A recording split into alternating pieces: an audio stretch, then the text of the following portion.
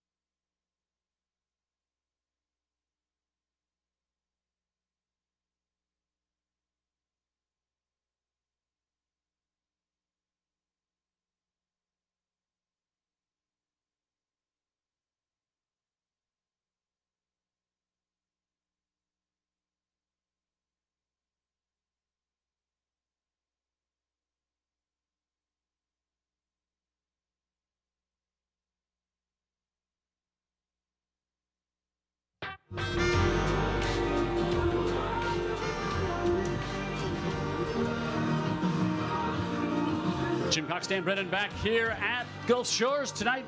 The Dolphins hosting Parklane Academy, the Pioneers, two-time state champions over in Mississippi, coming in here to take on the Dolphins tonight. Head coach Mark Hudspeth, and about ready to get this one underway here. Dolphins won the toss, and they deferred till the second half, and no surprise here that Coach Hudspeth wants to get his defense out there and see what this Parklane team has got. Yeah, his defense is solid, and they bring a lot of them back.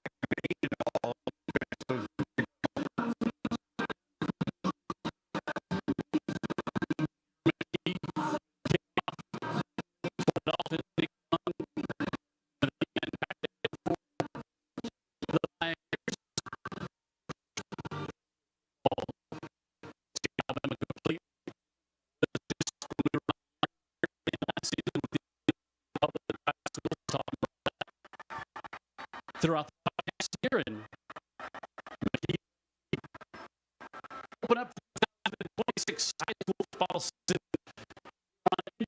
unable to stay in bounds. That was right to get this one started. They're going to start a rookie quarterback, a freshman, played one snap last year, broke his collarbone.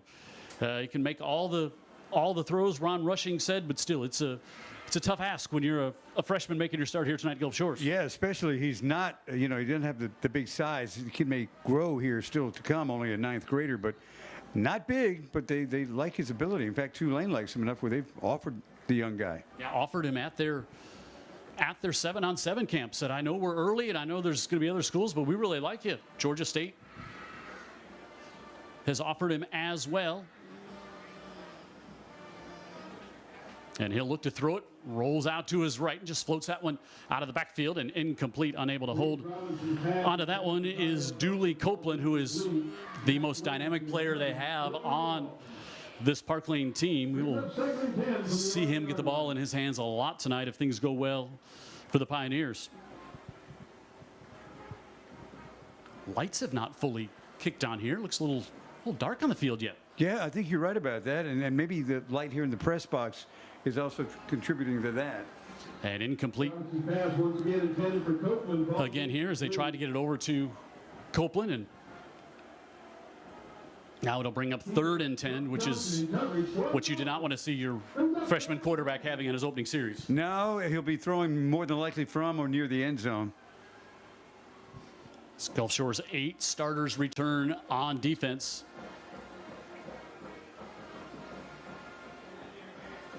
Macomb about a 4-hour drive down here to the beach.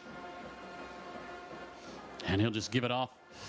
And Wingy nowhere to go on the inside. Kingston Gardner, they're able to make the stop for Gulf Shores and a quick 3 and out for this Gulf Shores defense to chase the Pioneers off after just not even a half a minute. Ran off the clock with his back-to-back incompletions.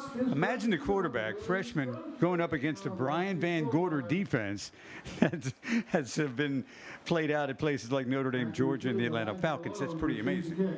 Elijah Malone, ultra-talented player for the Dolphins, will stand at about midfield. Holmes to punt, and he gets off a really high, good kick, and he'll chase Malone to the sideline. That was a good, not as good as you could hope for to get it out to the 48-yard line after being pinned back in your own end, and a quick 3 and out. And we will now see this Gulf Shores offense come out here, and big news for Gulf Shores. We found out before the game, we knew there was going to be some platooning going on between Judd Harris and Major Hudspeth, but now no more platooning. It's the sophomore's job. It's Major Hudspeth to lead this team tonight and going forward. Yeah, so the other quarterback, Judd, put in his resignation just a couple of days before this kickoff, so it's all Hudspeth all the time. Hudspeth last year was 48 of 68 when Harris was hurt. Threw for 9 touchdowns, no interceptions, and the lefty rolls out, and he'll just float it off to Elijah Malone, and Malone will have to hustle to get back to the sticks. Maybe got a yard there on first down. Malone wanting a face mask penalty, but nothing going there. But you can bet Major Hudspeth's had a football in his hand maybe longer than like a rattle or whatever other things babies hold are, right? He had a rattle. The rattle looked like a football, but he's ready to go. And I think they're looking for maybe a face mask on that play, but not to be. Hudspeth again floats this one out of the backfield again to Elijah Malone, and Malone gets up to the 49-yard line. That'll bring up a 3rd down as hustling in there to make the tackle DJ Brown for the Pioneers. And you could see some of that speed early on the field from this Parklane team. Yeah, that's it. That's going to be the task for Hudspeth. Get it in the hands of the speedy guys like Malone and Davis, and I think they're going to do that as much as they can. Take a look at this starting lineup here. If we don't get a first down, now a hard count, and that's going to convert a first down as Hudspeth goes on the hard count and draws dead ball, offsides against the Parklane offside. So that's a first down. So Roof Doctor's first down. Got a sick roof. Call the roof doctor.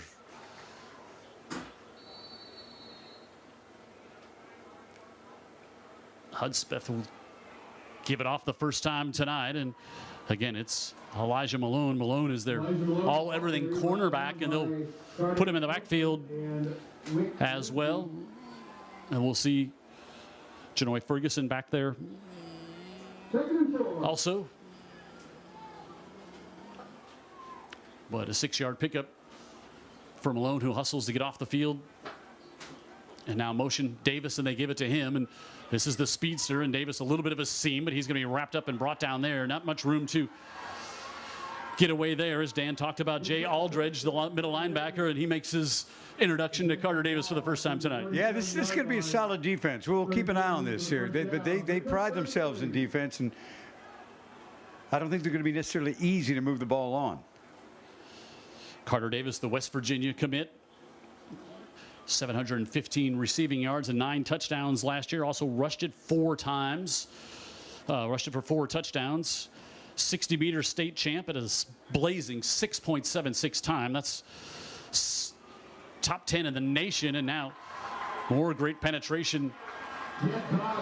Nowhere to go on the inside give there, and coming in to make the stop, DC Hughes, the linebacker.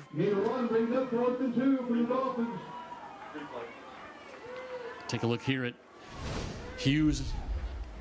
Outside linebacker came in and wrapped him up there in 4th and 2.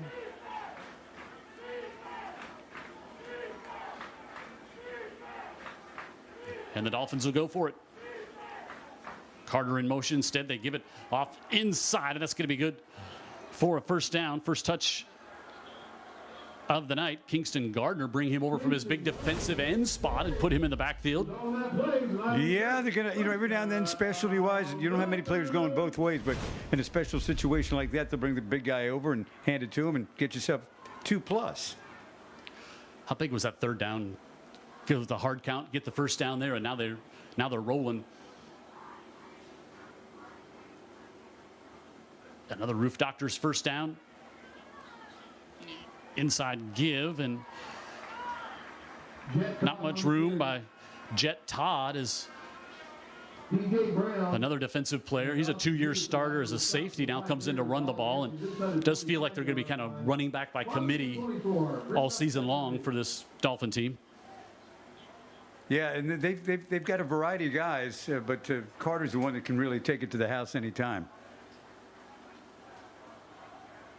Yeah, that's 6.76 in the 60 meters, 7th best in the nation.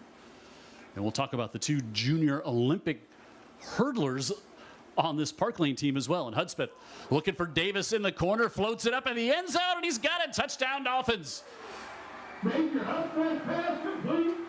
Pitch and catch. The speed to get loose is one thing, Jim, but the adjustment to the ball, pretty elite.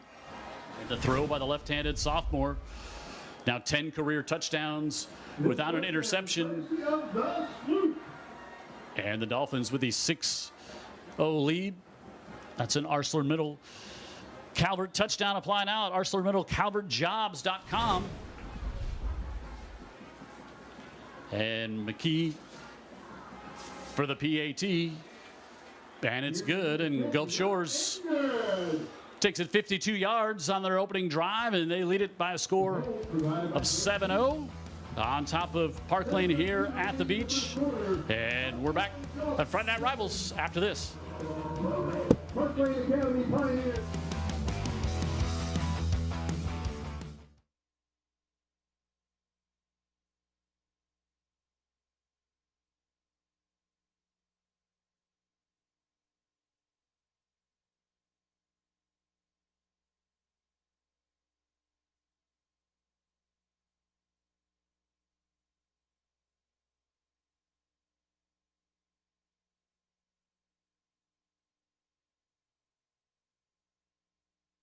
Friday Night Rivals is sponsored by Dr. Pepper with the Coca-Cola.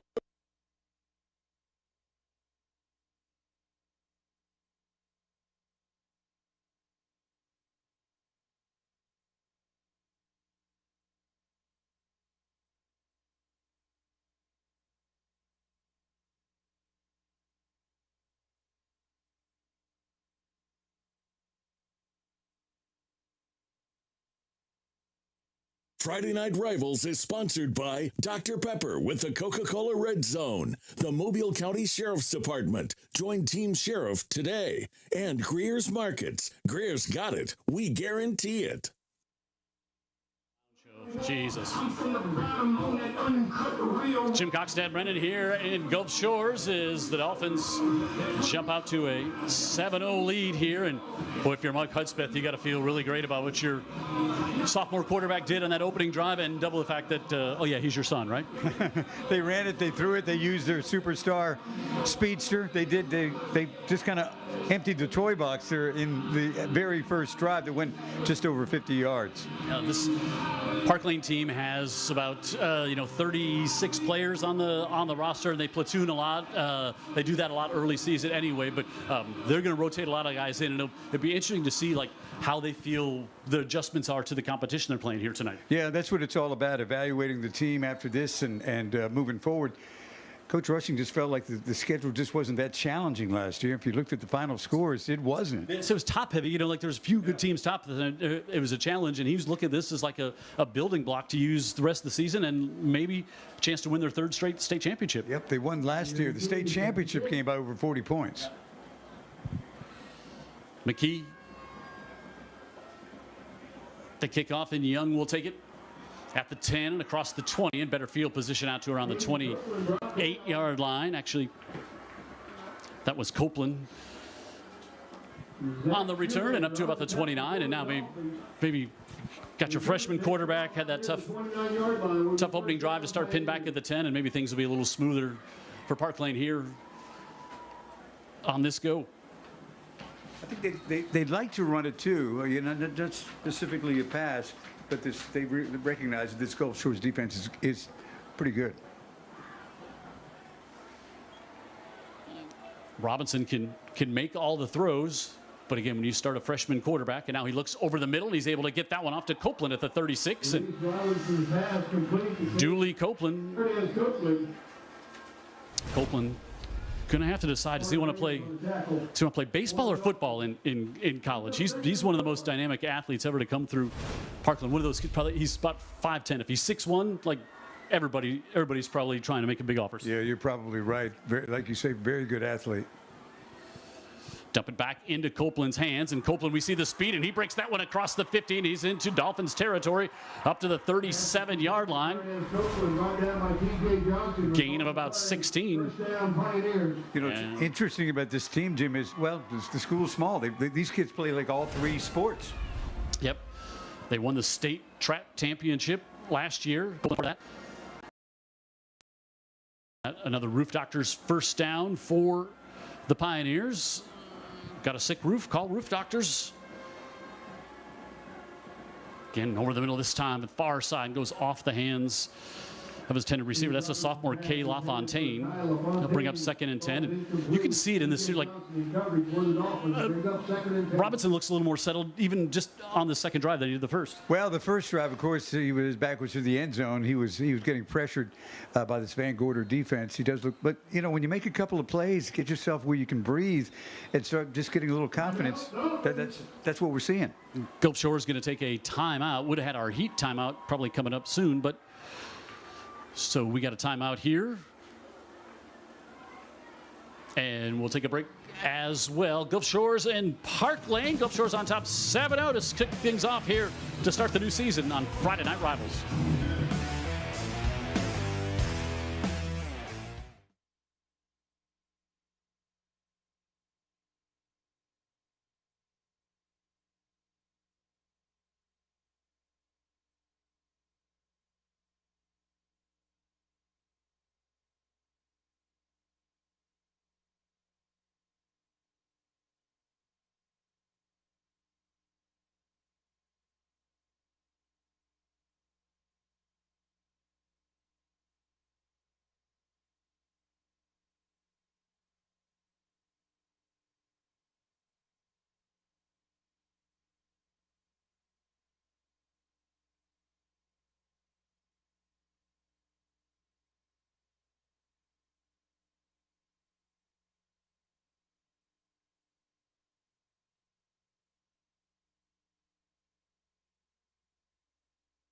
Friday Night Rivals is sponsored by Mullinax Ford, proud sponsor of tonight's Scholar Athlete of the Week.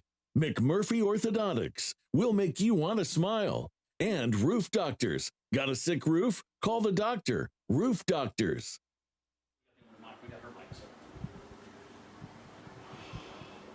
Halfway through the opening quarter to open things up here on Friday Night Rivals in Gulf Shores. Jim Cox, Dan Brennan, and Gulf Shores scored after they made a quick 3-0 stop on their first series defensively, and now Parklane moving a bit on this drive, Dan.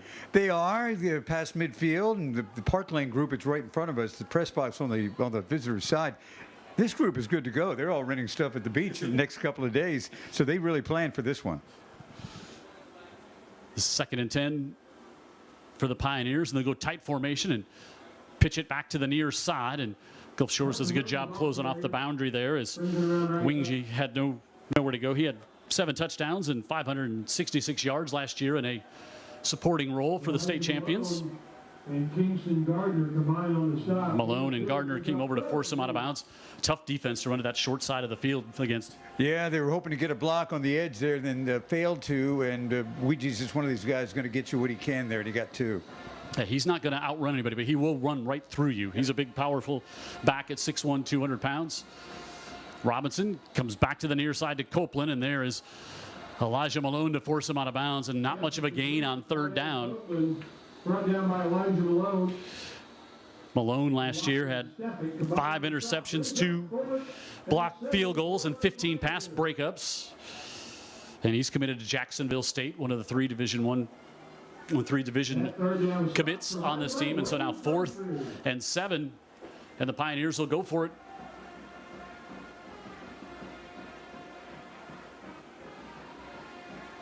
So looking back over to the sidelines, still plenty of time on the play clock, down at just 12 now. Reese Robinson looks to his right, wants to go over the middle. He's got it to Copeland as he whipped it in there, and Copeland breaks a tackle. And Dooley inside the 5, spins, still on his feet. Touchdown, Pioneers. 43 yards. Reese Robinson, his first touchdown of his Pioneer career, and whipped it and put it in a great ball spot. Copeland and Dooley took it to the house. All I got is wow. That was a very well thrown pass. He had the inside leverage against the corner or safety. He had him like probably a safety there, and then he just turned on the speed, Jim, and that kid can really, really go. So down the field they go, and we're all tied up. He had 9 touchdowns last year and adds to that one. And now a great start, and PAT from Miles Carter away from tying this one up here at Gulf Shores.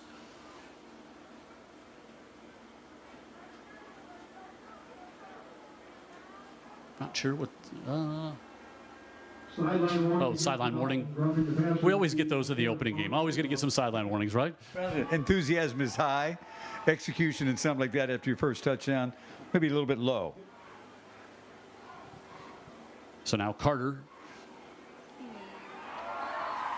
on an impressive response to the Gulf Shores touchdown. And Parklane comes back, and we are tied at 7. Take another look at this here, Dan Brent. I love it almost looked like a shortstop whipping this one on there too when he got it into Copeland's hands. Yeah, really, really good throw. He's made a number of good throws. The kid's really, really accurate. A 9th grader that's been already offered by a couple of big schools like Tulane. You see the speed of Copeland. We hope you can. You probably can. We really can't hear in the booth, so we're having some challenges up here, technical challenges. It's like we're, like at a old minor league baseball game, sharing one microphone and not having a screen to look at here. But it's the first game, right?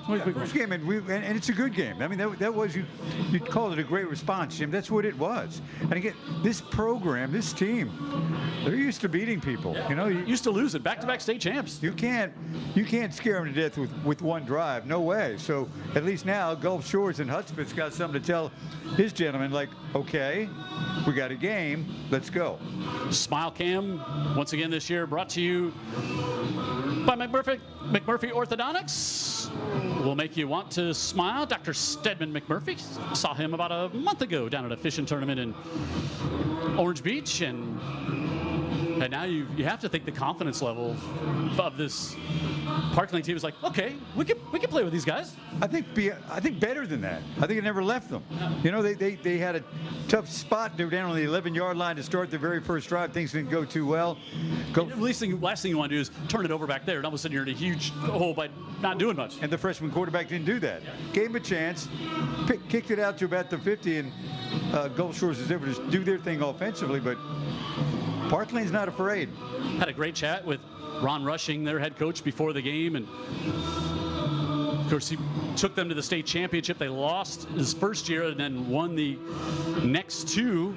And they did some realigning in Mississippi and kind of got things almost like what Alabama's done now, splitting off the public and the private, and now they're in the top tier of the private schools, and they've won the back-to-back state championship, and they got rich history there, and they won track state championship, won the girls basketball a few years ago. Like they're a talented group. I agree. They're a talented group. They know how to win. They know how to practice and prepare.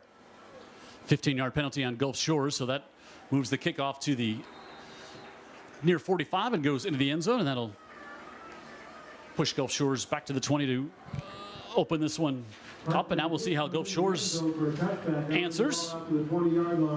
Again, if you're just joining us, Major Hudspeth named the starting quarterback just a few days ago for this Dolphins team. Played last year after Judd Harris got injured, and they were going to do some platooning to start things off, alternate series, but now it's Judd Hudspeth's job, and the sophomore led them to a scoring drive on the last possession, and now back out here as well, and they'll start this one from the 20. Hudspeth steps up, looking to go down the middle, looking for Carter Davis, hangs it up, and he's got it to the 35. 45 yards on the completion, and he hits Carter Davis in stride, and they come out gunning on 1st and 10 from the 20. Got to get it to our guys that can make a difference, and they've got a few of those. That's what Hudspeth told me on Wednesday, and that's exactly what they're doing. And now they go quick and complete it off to the far side. Pass is complete to Braden Lawson. That's the senior Braden Lawson, and he'll pick up about 7. 7 on the flag, brings up 2nd and 3 for the Dolphins. Boy, you love that. Get 45 yards and come quickly back, no huddle, go right back and get that defense on their heels. That's what they've done. But again, you got to finish the drive. Let's see. Got at the 28. Motion by Evan McCrary, and now Hudspeth will give it off in the backfield, and rumbling ahead, Jet Todd. Again, Todd, their starting safety, but he's going to pick up a first down as we're inside 3.5 to go in the opening quarter here. Had a week full of afternoon thunderstorms. We've been spared so far. Little breeze here has made it feel a little nicer than the oppressive heat we've had here the last few weeks along the Gulf Coast. Well, Hudspeth doesn't look like a youngster back there, does he? Oh, no, very confident. Turns and hands it off to Malone, and Malone slips one tackle and will get forced out of bounds. And we're in the Coca-Cola red zone.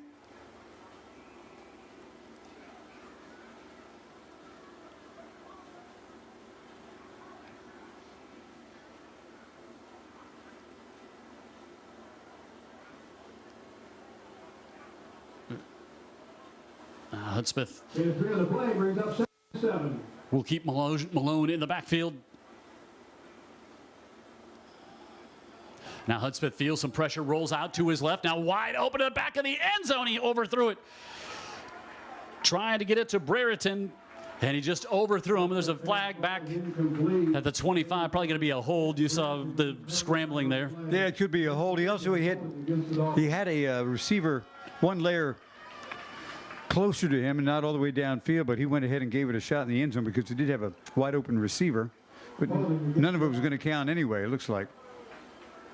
Yeah, it is a holding call, and you saw Hudspeth go over to Brereton and say, man, bad ball. Didn't mean to overshoot you there, because he was wide open. But also on the scramble, got flushed out of the pocket.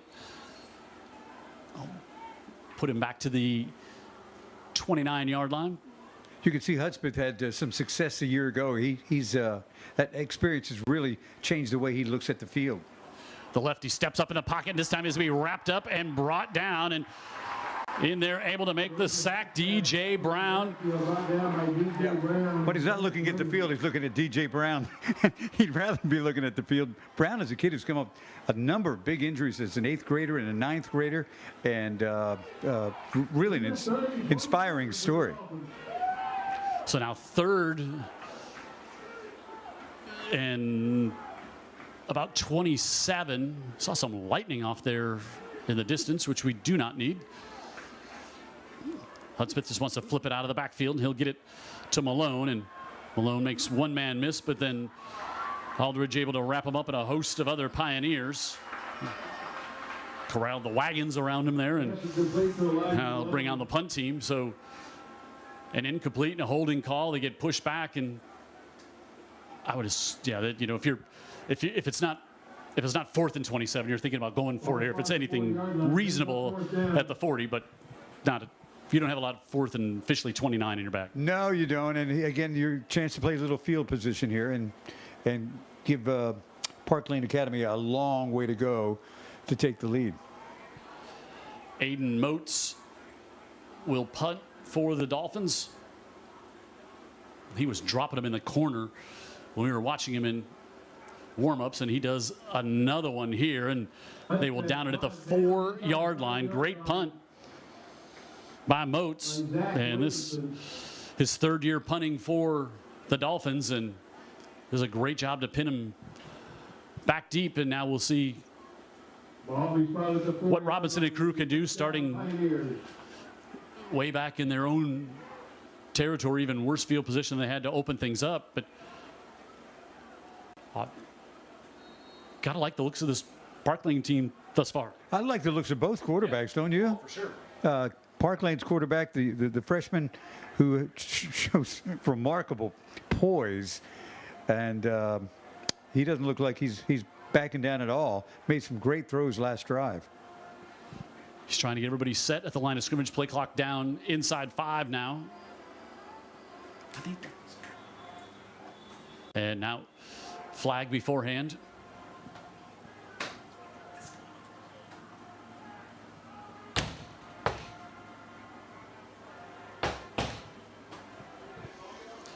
What are you going to get? Heat timeout here? Maybe timeout?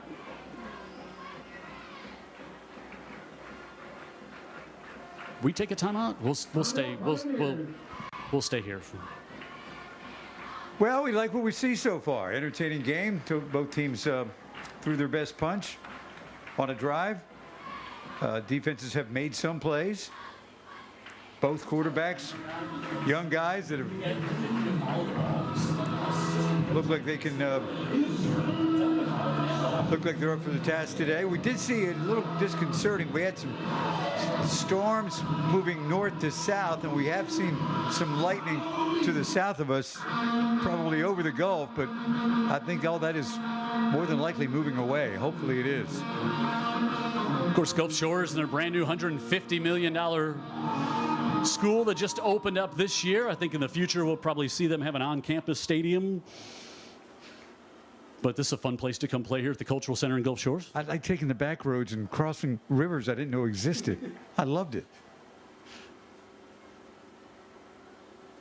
All right, so after the timeout, Robinson looks to his left and fires that one high and able to get it complete. And again, it's Copeland. Copeland goes down at about the 19 and going to be good for a first down. Another nice throw from Robinson. It's becoming obvious why the offers were rolling in. This kid is really good, especially considering his age. Have to wonder if Brian Van Gorder starts dialing up some pressure at some point, trying to get to the young quarterback.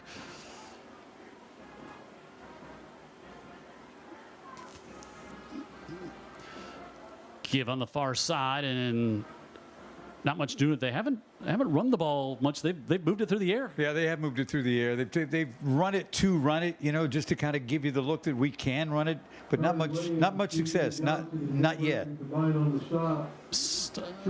Probably won't snap it here. I would guess they just happy to let the clock run out and get to the second quarters. We're inside 10 seconds, and of course I say that, and now it looks like Robinson is going to snap it. He will. Again, looks over the middle and contact there Reese Robinson pass right before intended for Andrew Lott. Falls into could be caught by Lott. coverage by T.J. Johnson. That's the end So of the first that'll quarter. bring the end of the first quarter. Even game here at Gulf Shores, 7-7. Parklane Academy making the trip down Highway 98 from Gulf Shore to Gulf Shores, and they're tied with the Dolphins through one here on Friday Night Rivals. Through. First quarter.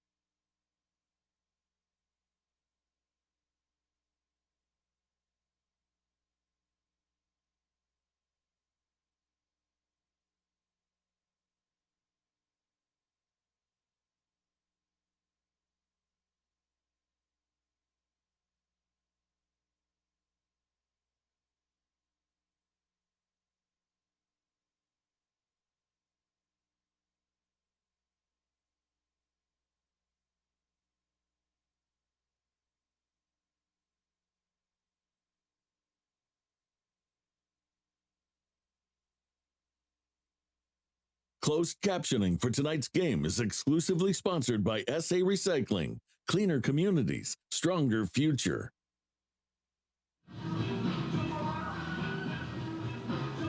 Say it again.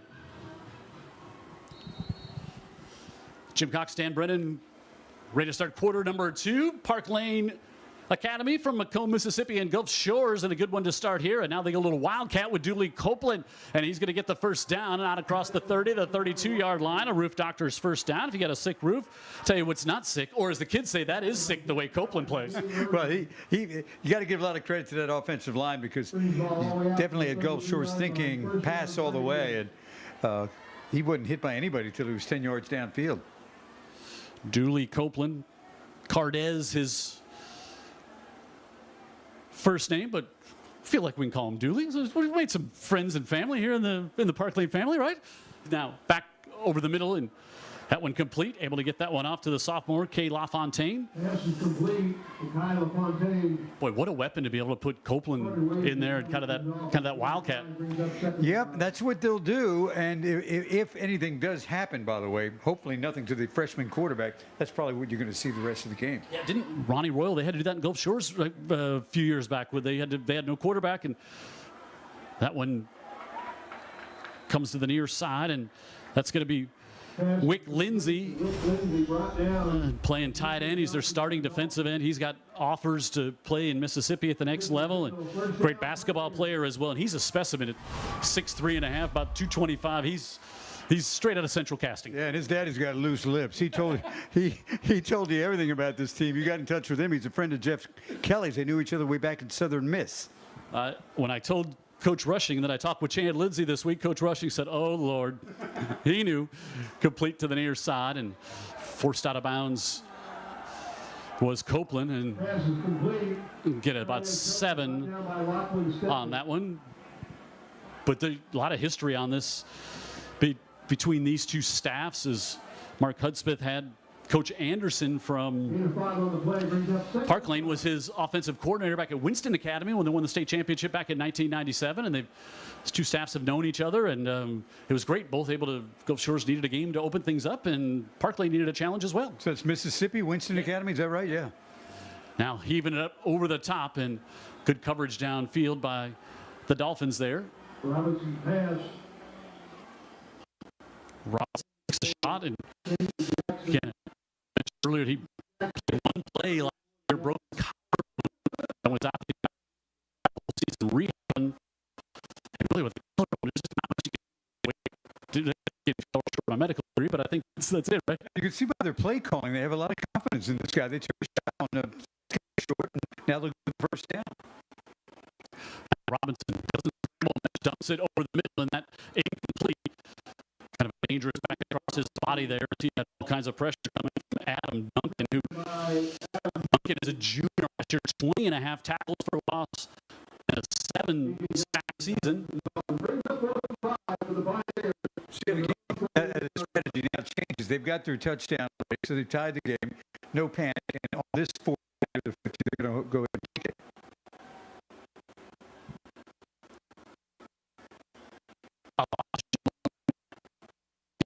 The punt.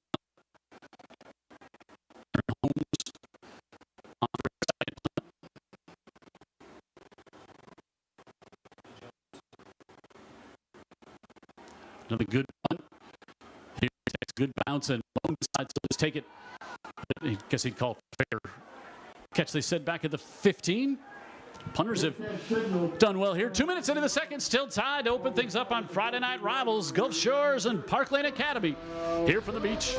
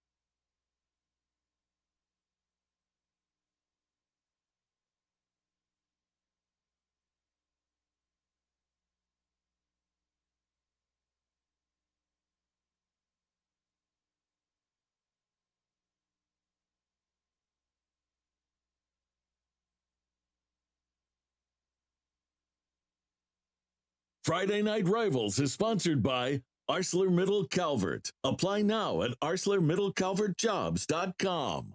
SA Recycling, cleaner communities, stronger future. And A&G's Roadkill Cafe in Alberta.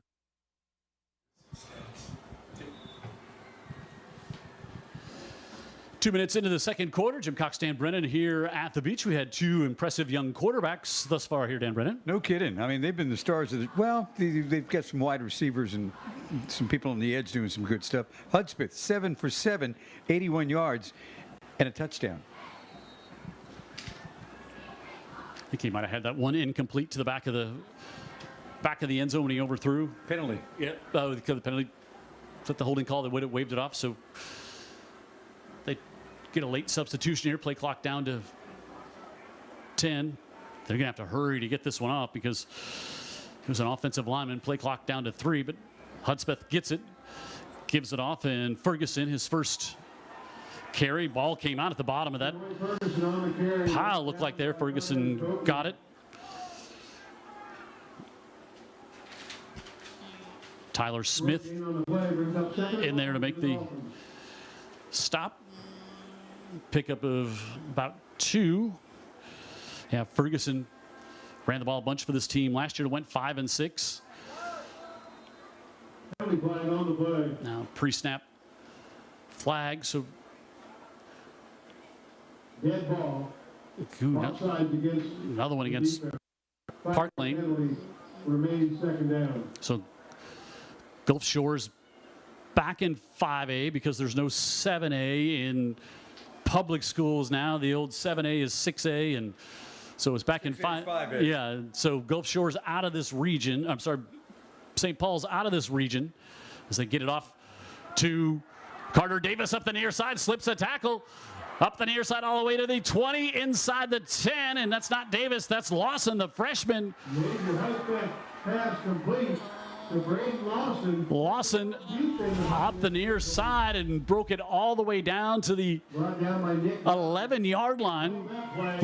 Didn't look super dangerous to start there. He looked really, really speedy for a freshman. Inside give, Ferguson spins away. Denoy Ferguson straight ahead. And Coca-Cola red zone. Brought down by Jay Aldridge.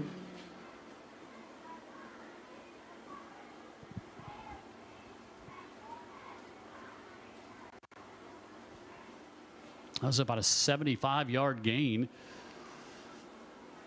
It's not a to-goal situation here, as it's down to about the one they can pick up a first down.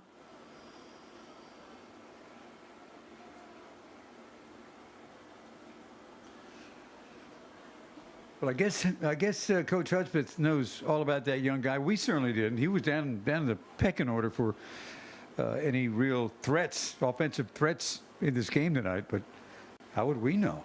He was in 8th grade last year.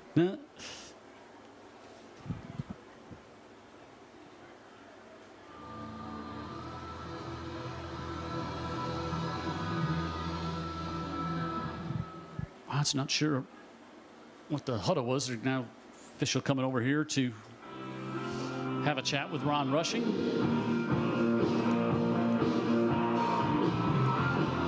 One thing that has not changed here in Gulf Shores, they bring the thump, don't they?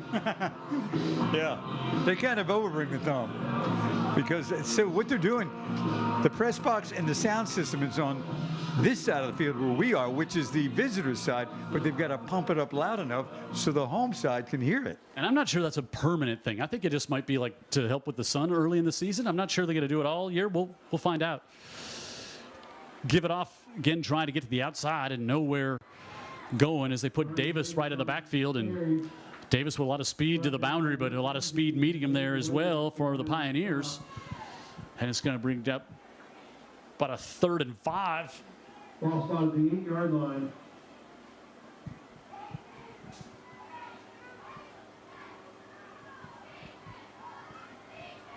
Third and 6 for the Dolphins. This time they'll split Davis out wide and Ferguson in the backfield. Hudspeth will walk up to the line and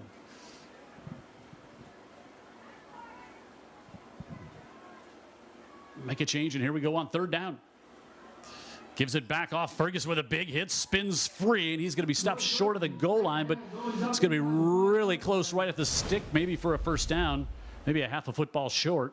Ball spotted to 3, brought down by Andrew Lott and Nick Young. Brings up 4th and short for the Dolphins. Yeah, 4th and looks like about a foot from here.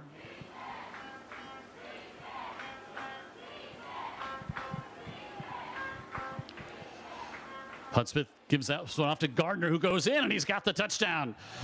The junior stalwart on defense comes in the backfield, short yardage situation, and at 6 foot, 220 pounds, that short yardage, what an option for the Dolphins. And had the big pass play to Lawson and then cap it off with a junior touchdown from Gardner. Yeah, Gardner is a big one, and they use him in specific areas like we saw on the I guess it was a 4th and short where he got a big gain, and now down by the goal line, he cashes in again. Another Arcelor Calvert touchdown. Apply now at ArcelorMiddleCalvertJobs.com. And the PAT is good. And Gulf Shores answers back. Impressive drive results in another touchdown. And the sophomore quarterback has the Dolphins on top 14-7 here on Friday Night Rivals.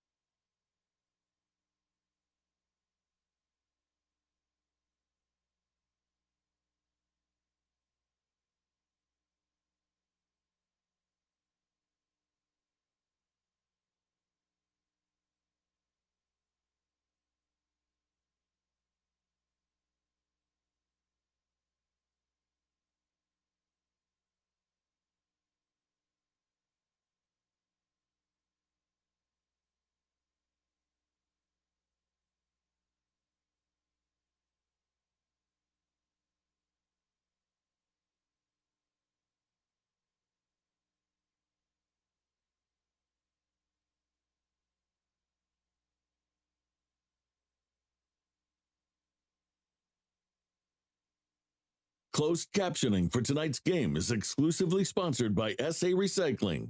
Cleaner communities, stronger future.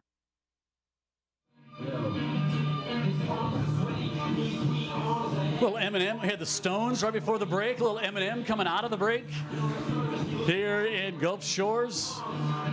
The Dolphins on top 14-7, scored on their opening drive, and then Parklane answered back and exchanged a couple of punts, and now the Dolphins on top 14-7, and we'll see the freshman quarterback Robinson come back out for the Pioneers. The atmosphere at high school games is just so different than when we started doing this 114 years ago. You got to be careful with the lights flickering. Remember at South one time they did that, and then it just went out. We don't need that. We don't need that.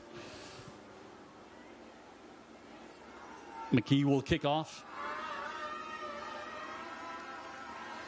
Smile Cam, I'm guessing. Is that where we're at right now? Smile Cam? Friday Night Rivals Smile Cam is brought to you by McMurphy Orthodontics. Will make you want to smile. Junior McKee kick. Caught on the line. And short kick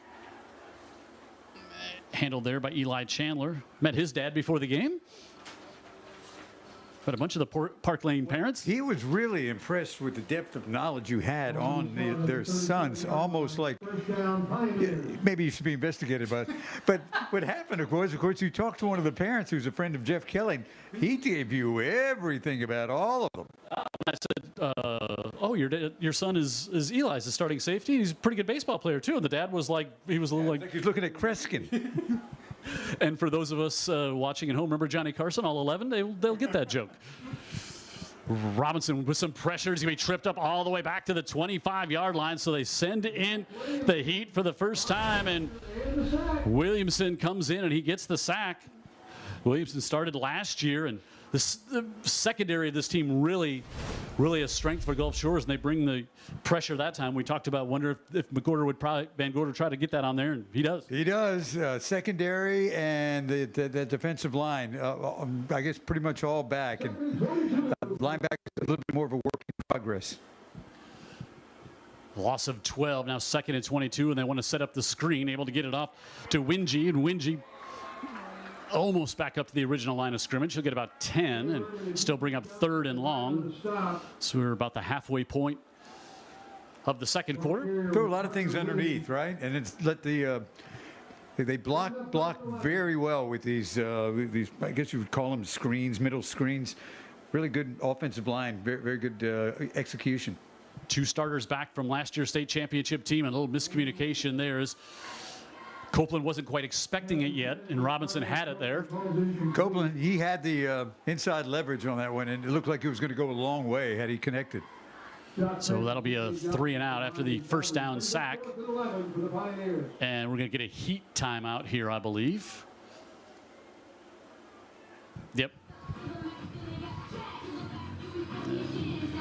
So we'll find out if are we going to stay here.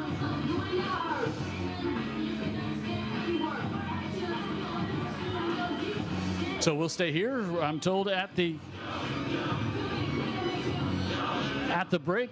Is 5:48 to go here in the second.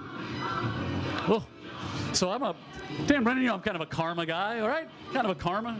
Like I'm kind of like do good, you get good. That's just kind of my feeling, and I'm just throwing it out there at a random time during the broadcast just to let everybody know that MGM and Saraland currently under a 45-minute delay. Maybe we didn't want to be there, I guess. I'm glad we're here watching this one. We got a heck of a game going on. Well, life's all about educating yourself. We knew nothing about Parklane 2 weeks ago. Met some friends. Yeah, we got some new friends. They're going to be at the beach all week. Maybe we will be too. What is the chance I run into one of them at the Floribama this weekend? We're looking at about 200%. Maybe tonight. Anyway, 5:48. And the punt team back out here. Holmes. Gulf Shores brings some pressure, and Holmes not a great kick this time. It'll roll to about the 38-yard line. So not the flip of field position they were hoping for. And out Gulf Shores, great field position here with 5 and a half to go in the second quarter.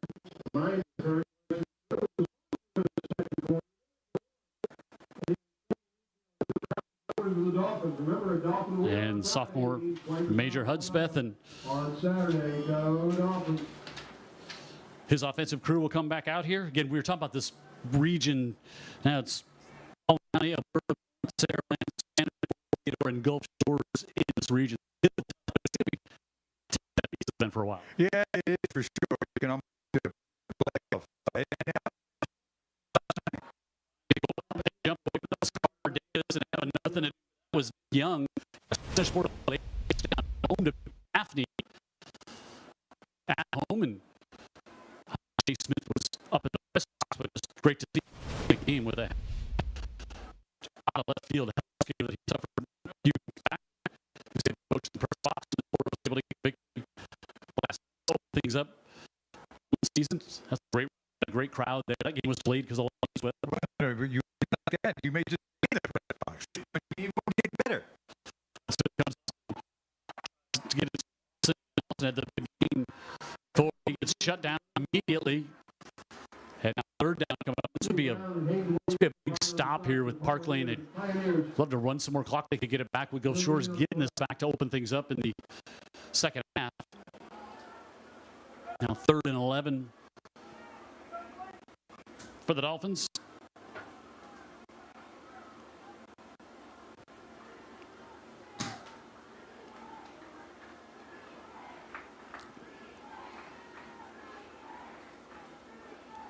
Hudspeth feels some pressure now, buys some time as he rolls out and flares it to the far side, and he's able to get it to Carter Davis, and Davis has got the completion, and he's got the first down, a Roof Doctor's first down, a good poise there when the pocket broke down right in front of Hudspeth. Yeah, good poise by Hudspeth. He's really thrown it well tonight. He's got over 150 yards in total passing here in the first half, and really didn't know that he was going to be the preemptive guy until late this week. Bring Davis right into the backfield after that catch, and he's wrapped up and brought down there by Wick Lindsay. Wick Lindsay.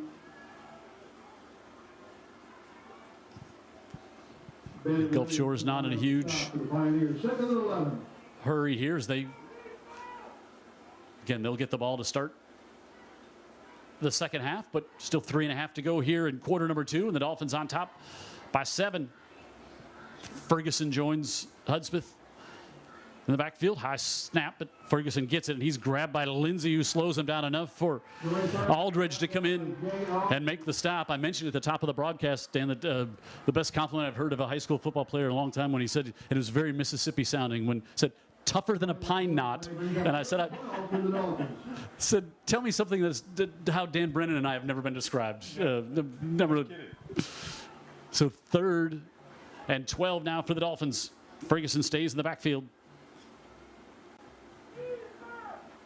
Brereton in the slot, and Davis up to the top of your screen. Lawson to the bottom.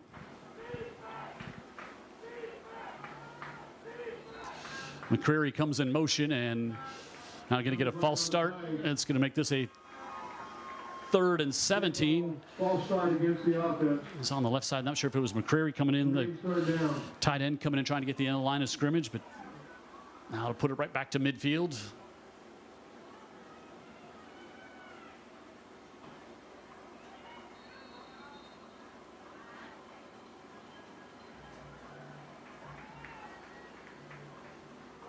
And here we go. 3rd and 17 for the Dolphins. Hudspeth looking up the far sideline, hangs it up in the air, and it's intercepted. Able to come away with it is Copeland. And Dooley Copeland comes up with the INT as he matched up over there with Davis. I got no problem with that throw, though. 3rd and 17, take a shot down the field. He gets intercepted, it's better than the punt. Yeah, you got one of the fastest guys in the state of Alabama. Great job by Copeland. Really good corner skills right there. Not only defends it well, makes the interception, and now maybe, so you say there's a chance, and there is a chance now that Parklane Academy could do something here before the half. They've got it at the 15.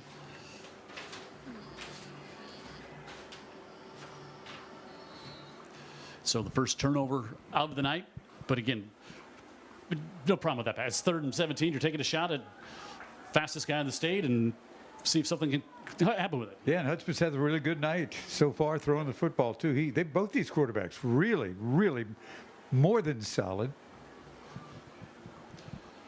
Play clock down to 3. Robinson trying to get it off. Might have to take a timeout. Or are they going to get... They did not call a timeout. So they'll get the penalty flag, and Coach Rushing not happy with that. Doesn't really, now you're going to back yourself back up to the 10. Illegal substitution against the offense. We called a legal substitution, but could have been the play clock was out. Pick whatever one you want. Coach Rushing, enjoyed our chat with him before the game. I know you and Ella talked with him before during the week, and I caught up with him as well. And he really liked his kids, liked where he's at, been coaching a long time, loves his staff. He liked everything about what he's got going on Friday nights. You know, we liked him a lot too, right? Just a football coach from southern Mississippi, Macomb, Mississippi. And I didn't realize 98 goes straight from Macomb To Mobile, right? Mobile. The same 98. Moffett Road. Hello. I didn't know. Yeah, I guess you hang a right out of Mississippi and you end up, down in Mobile. Yeah. The Hattiesburg about halfway. I think he was saying, right? Hattiesburg about the halfway of the trip. So would have been a little shorter if they weren't coming all the way down to the beach, but they came here. Fans did some pre-gaming before, got checked into the Convention and Visitors Bureau here in Orange Beach and Gulf Shores. Happy to have them.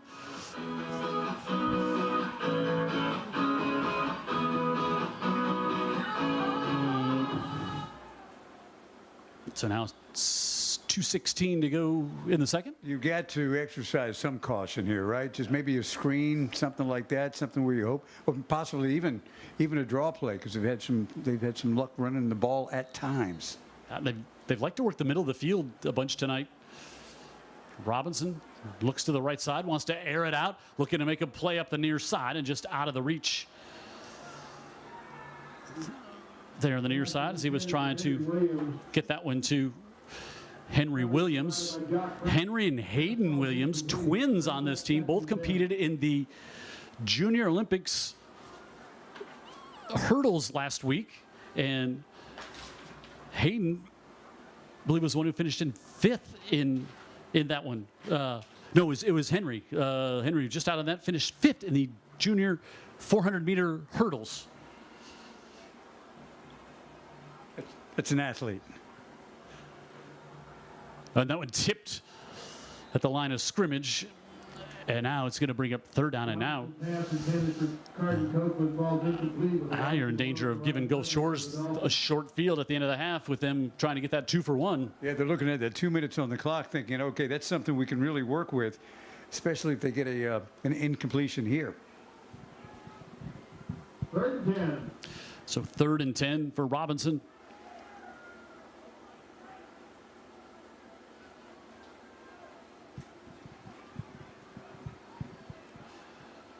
And they'll just hand this one off in the backfield and nothing doing, even though DJ Brown is big. He was pulled down immediately there by Adam Duncan. Boy, he had such a great year last year.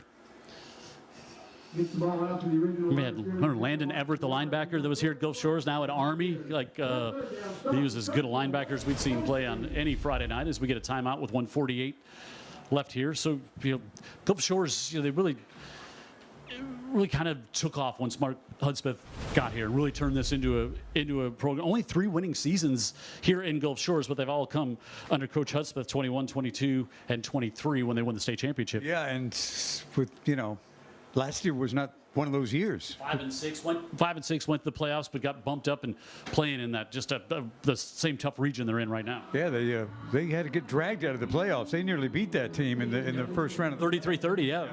So again, a lot like Parklane, right? They know how to win. They were able to retain and bring back some players from last year. Hudspeth looks like he could be an upgraded quarterback, be honest with you. And he's going to just get more and more experience all year long as they get going. And for just joining us, one of the Parklane's goals in this game, they really wanted to play some tougher competition at the earlier in the year. So they play good competition, but it's kind of up and down week to week where they're at in Mississippi, and they wanted to add another quality opponent, and it'll pay dividends later on in the year. We've seen the great Terry Curtis River would play tough non-region games, and same thing here. And Now punting from the 2. This a better one, high, not super deep. But Holmes gets a good bounce, and it'll be right up near midfield at the 49. Punt ball's dead, the 49 yard Is where the Dolphins will have it with a minute 34 left. They've got one timeout, Dolphins. but a lot of time here just near midfield.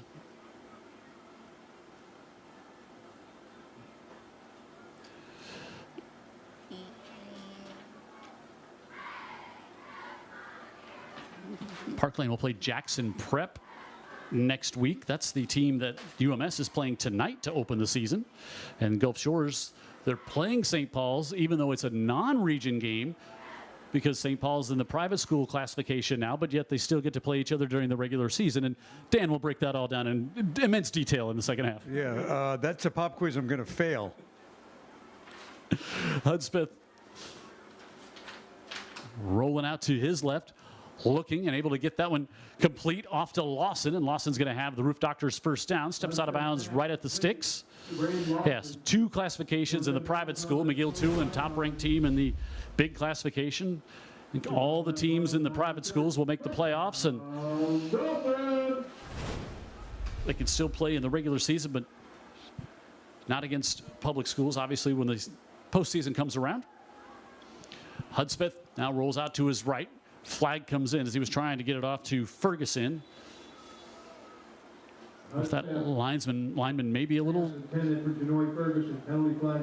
downfield there.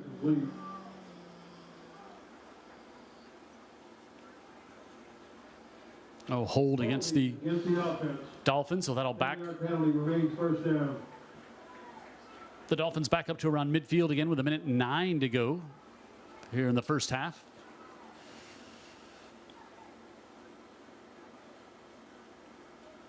I think if you're Parklane Academy at this point, certainly the fans right in front of us, probably pretty satisfied with what they've seen so far. Probably didn't quite know what to expect, I would guess. I would guess so as well, but you could see they know how to win football games.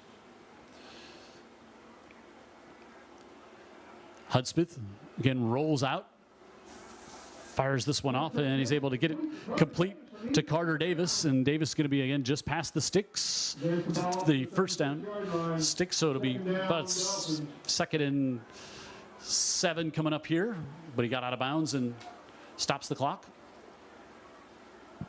And they go hurry up and right up the middle.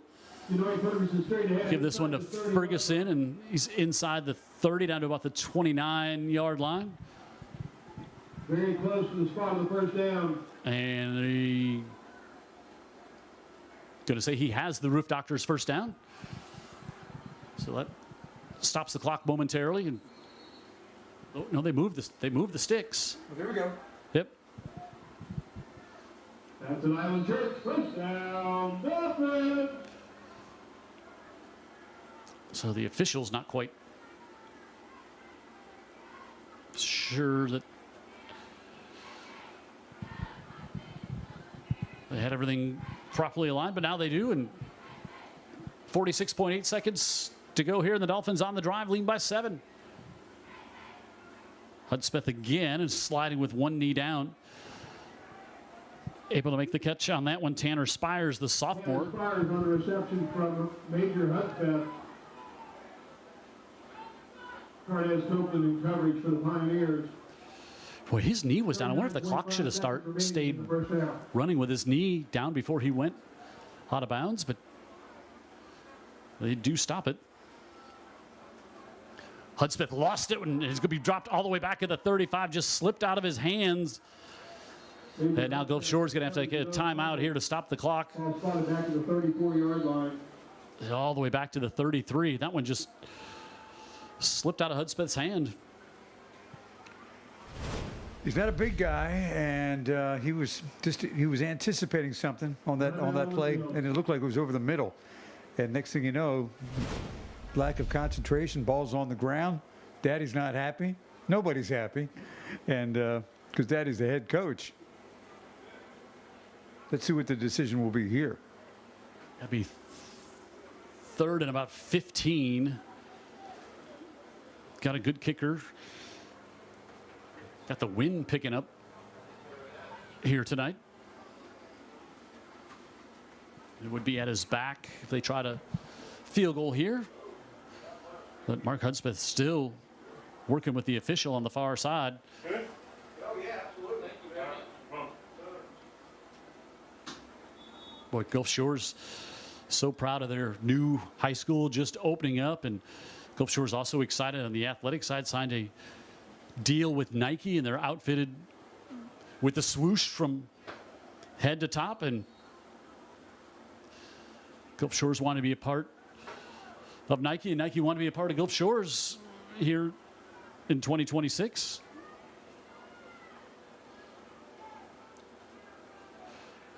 Now third down, Hudspeth again. He's got Ferguson with him in the backfield. Maybe trying to set up a screen, steps out of some pressure, rolling to his right across his body, fires that one off, and diving, intercepted. Intercepted in the middle of the field, is able to come up with it is Eli Chandler, a returning starter for the state championship team last year, going to play baseball in college, comes up with a pick, the second one tonight for the Pioneers, and they thwart a potential late scoring drive here in the first half. Hudspeth's had a solid half, but it's been a few times where they've kind of gone backwards and shot themselves in the foot.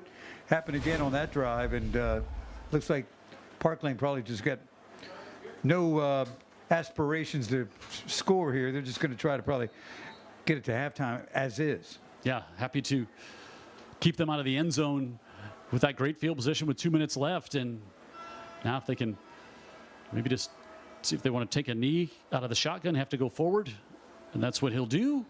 And no timeouts for Gulf Shores, and so if they start the clock here, which they did not even start yet on, now they've got it, and they will not have to take another snap, so that will close out the first half. Gulf Shores with the 14-7 lead at the half. Gulf Shores will get it back to open things up in the second half. We'll have our halftime show coming up after this. We open the season tonight here at the beach. Gulf Shores and Parklane Academy live from Gulf Shores on Friday Night Rivals.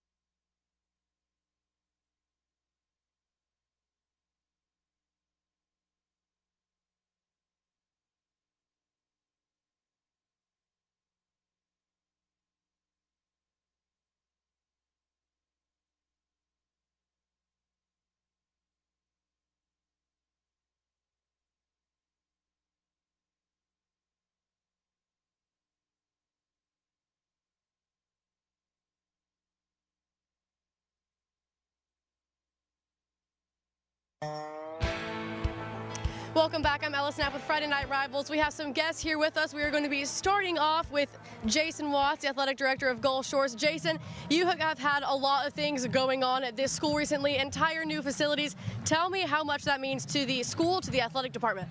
It's amazing. With last summer we started off with a new stadium here with the turf, and then over the summer getting a chance to move into the new facilities. It's going to be a game changer for Gulf Shores for years to come. The facilities are first class. I mean, they're probably unrivaled in the state, and we're just very thankful for the city, the school board, the superintendent. It's just an amazing opportunity to be a part of what's going on in Gulf Shores. And then tonight, first game of the season, how are we feeling just to be back? Football, sports going again. It's great to be back. I wish it was a little cooler, but there's a great crowd, a great atmosphere, and we're having a lot of fun. So who do we have right here with us? We have Amelie Walker. She's a senior on our Gulf Shores varsity girls soccer team. So Amelie, you're being recognized as our athlete of the week. Tell me, just what does that mean to you? It's a great opportunity to represent Gulf Shores, and I can't thank my teachers, administrators, my parents enough for this opportunity. What does it mean to play for the school? It's a great opportunity to practice teamwork and leadership, and I want to thank Gulf Shores City Schools for all the amazing new facilities that they've provided over the last couple of years. This football field we also play soccer on, and it's been amazing. Awesome. Now we're gonna flip sides over to Parklane over here. Superintendent is Jack Henderson. Thank you. Sorry about that. Just tell me what it means. You guys came down from Mississippi. What it means to be down here right now representing your school. It's a long ride on a real hot day, but what a great place to be. This is a fantastic facility. Two good high school football teams, great environment. We're glad to be here, no doubt. Absolutely. And just tell me a little bit about your school. But being from Mississippi, we don't know about it that much on the Gulf Coast. What do you guys want to be known for? Well, we won the last 2 football championships, so we're good at athletics. Most all of our kids go to college, and we've been around 55 years. We have 715 students, K3 through 12. We're much smaller than Gulf Shores, but we're battling them right now. We're proud of our guys, and we'll see how it turns out. Awesome. Well, we will be back with Friday Night Rivals. Thanks for tuning in, and we will see you in a bit. The following segment is sponsored by Dr. Pepper and Coca-Cola.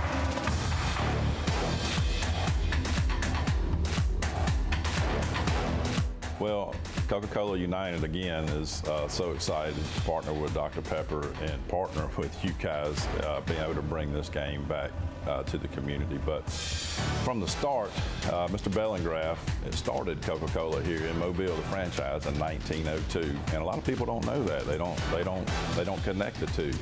But he actually ran this facility to finance Bellingraf Gardens that he started up to give back to the community, to be involved. He ran it as a nonprofit organization to be able to finance that, and that's just in our DNA. That's how we started.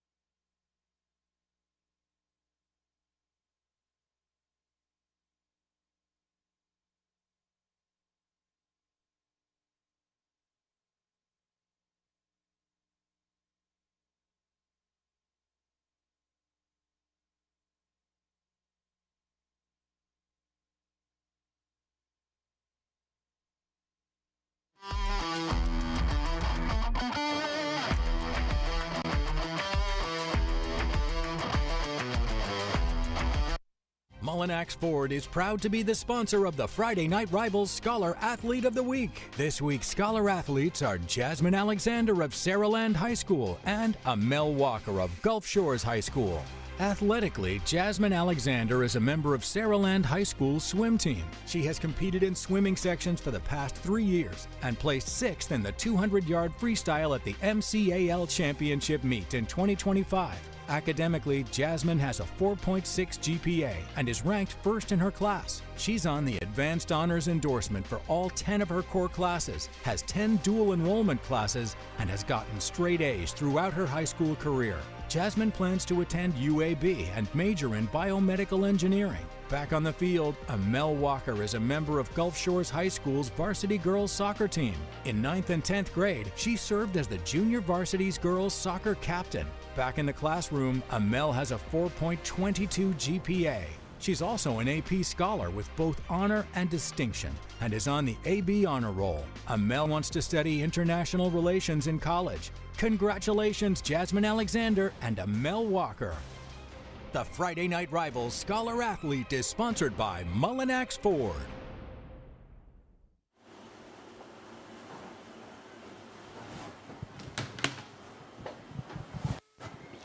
Halftime here in Gulf Shores, 14-7. The Dolphins have the lead over Parklane Academy. Jim Cox and Dan Brennan back here. And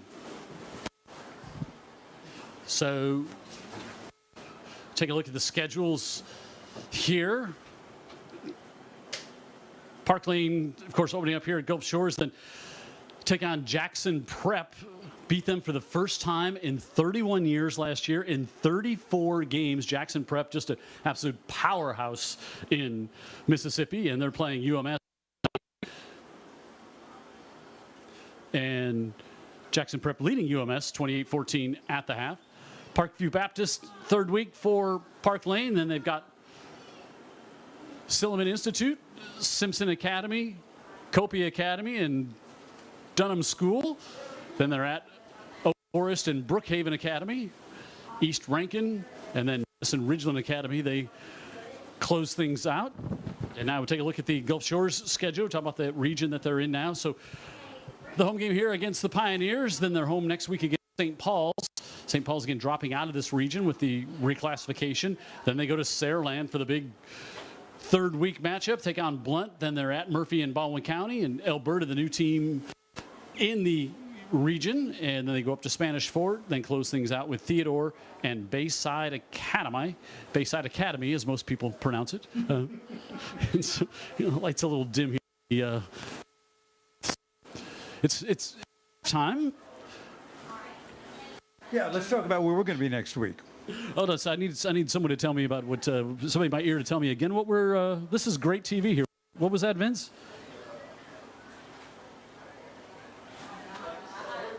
Oh, we have highlights from around the country. Must be from last year, since I don't think where anybody else is playing. And let's see how few highlights they have of Jim and Dan making the call from last year, because I'm sure right now they're very big fans of us at Friday Night Rivals. Let's take a look at last year's highlights, I'm guessing. The best Thursday Night Lights and Friday Night Rivals highlights from across the country. Ron, nice cut move and a hurdle. He's still on his feet. Are you kidding me? Caleb Ron, touchdown. Oh my goodness, what did he just do? He will roll right under pressure, still on his feet, trying to find somebody downfield. He's in trouble. He'll throw it to the back of the end zone. A receiver's wide open. Touchdown, McQueen. Michael Henry got his field goal blocked, caught it, and said, look what I found. Touchdown. In one of the most bizarre football plays you will ever see. Pressure, throws it downfield to the middle of the field. What a catch, coming up and grabbing the ball. Oh my goodness. I had no idea it was one-handed that he grabbed that thing and hauled it in. Another rush, they're gonna throw the screen and it's intercepted. How about the big fella, Akeem Davis? Davis staying on his feet. Look at him go. Davis. It's like a scrum. They can't bring him down. Akeem Davis is still moving. At the 30, at the 25, he's stuck out of there. Are you kidding me, Akeem Davis? He is in for the touchdown. 55-yard field goal from the left hash. The kick is up, and it is. It's good at the buzzer. Bryant is the hero.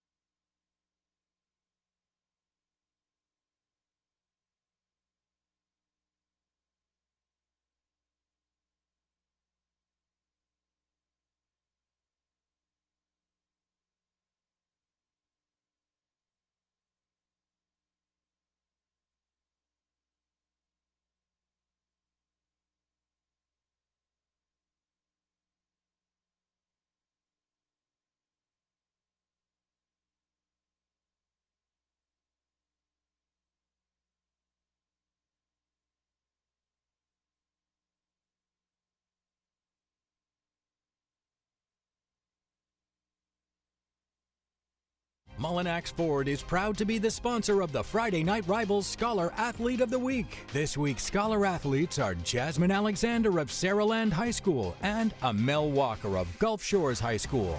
Athletically, Jasmine Alexander is a member of Saraland High School's swim team. She has competed in swimming sections for the past 3 years and placed 6th in the 200-yard freestyle at the MCAL Championship meet in 2025. Academically, Jasmine has a 4.6 GPA and is ranked first in her class. She's on the Advanced Honors endorsement for all 10 of her core classes, has 10 dual enrollment classes, and has gotten straight A's throughout her high school career. Jasmine plans to attend UAB and major in biomedical engineering. Back on the field, Amel Walker is a member of Gulf Shores High School's varsity girls soccer team. In 9th and 10th grade, she served as the junior varsity's girls soccer captain. Back in the classroom, Amel has a 4.22 GPA. She's also an AP scholar with both honor and distinction and is on the AB honor roll. Amel wants to study international relations in college. Congratulations, Jasmine Alexander and Amel Walker. The Friday Night Rivals Scholar Athlete is sponsored by Mullinax Ford. The following segment is sponsored by Dr. Pepper and Coca-Cola.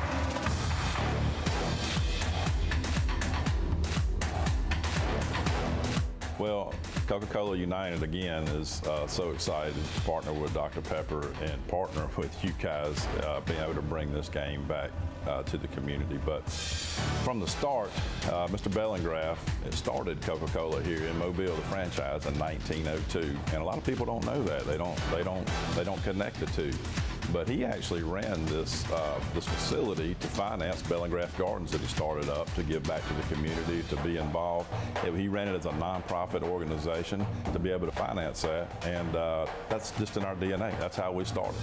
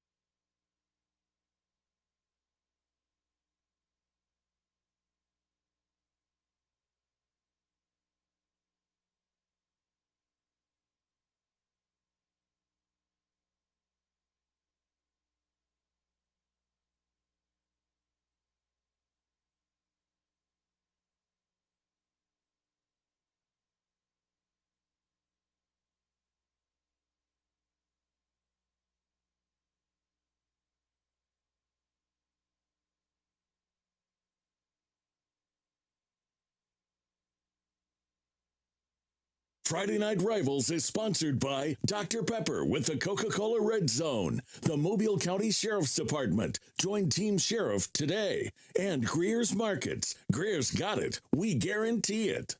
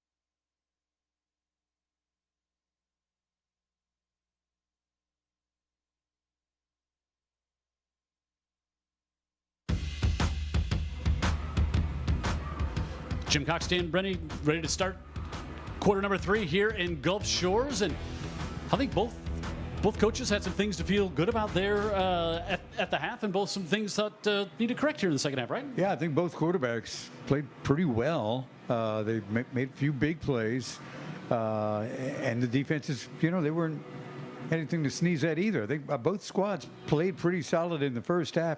We know that Parklane showed that quick resilience when they got the ball after falling behind 7-0 and had that big drive. So we'll see if they can even things up, although Gulf Shores gets the ball first. Good kick to the near sidelines, goes off the hands of the Dolphin returner, and he'll be pulled down back around the 15-yard line as that was Zach Williamson back there. For the Dolphins. So Gulf Shores be at the 15 to start this drive. Hudspeth put up good numbers there in the first half. Of course, the 77-yard completion helps those numbers, but still made good decisions and just had that one you'd probably like to have back there at the end of the first half, that interception. What a contribution also by Braden Lawson, 99 yards receiving in the first half. Ferguson in the backfield with Hudspeth, and he'll take this handoff and tries to get outside and nothing doing as Wick Lindsay was the first one in there. And you can see why colleges like him, and I bet he's something down in the post in basketball too, right? I bet he is. Hey, by the way, my apologies to Braden Lawson. Something about him seemed familiar. I said he was a freshman earlier, and I had that all wrong. He is a senior wide receiver. So Lawson looks on from the far sideline. Hudspeth trying to get the call here as they lose 2 on first down and 2nd and 12. Flips it out of the backfield, able to get that one off to McCreary, and Evan McCreary going to be upended after not much of a gain, back to about the 15, maybe the 16. Going to be 3rd and long to open things up here on this drive for the Dolphins. You haven't seen any play really that I can remember where Parklane simply seemed like they were way out of place. They've played very, very, very tough defense, very sound defense.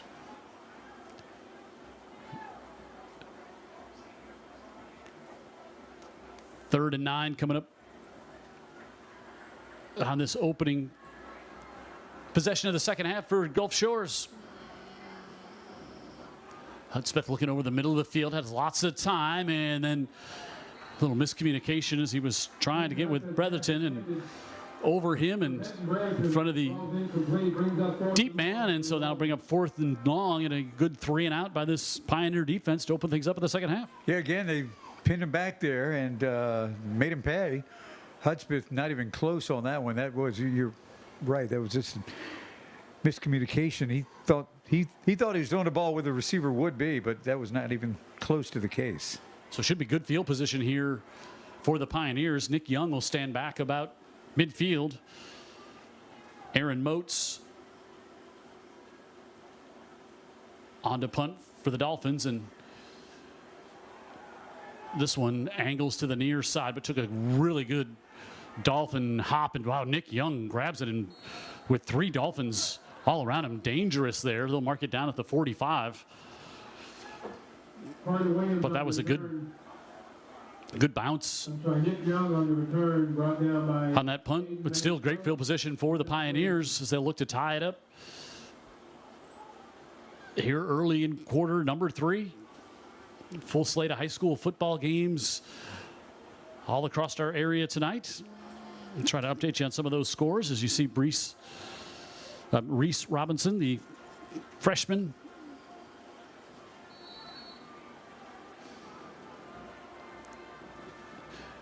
Wingy in the backfield. They bunch it up to the near side and pinch it to Wingy, and good penetration there by Elijah Malone to come in and make the stop. Malone good on both sides of the ball.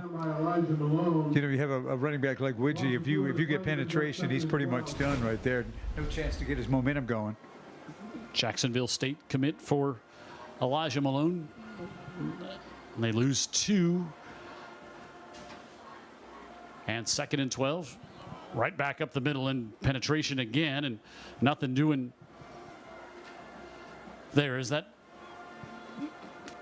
stout defensive line, Duncan and Gabe Irvin in there. Irvin last year, 27 tackles for losses, 11 sacks. He's got 15 D1 offers. As he fills a huge hole on that defensive line for this Dolphins team, and now at 3rd and about 13. Cleaning carpet, upholstery, time and grout for 35 years in Dolphin territory. Robinson again looks over the middle, and that's incomplete. Good coverage there on the backside. Carter Williams, the junior linebacker. And so each team going to have a 3 and out appears, unless there's a flag over on the far side. We have not had not met any of those here tonight. No, that's a good point. We have not. Also, the young freshman quarterback, if you're just joining us here in the second half, this kid is composed, doesn't show a lot of emotion. Just takes what he puts the play back in his back pocket and moves forward every time, and that's why he's able to keep his head in the game and make a good play after a bad one. So, dead ball foul.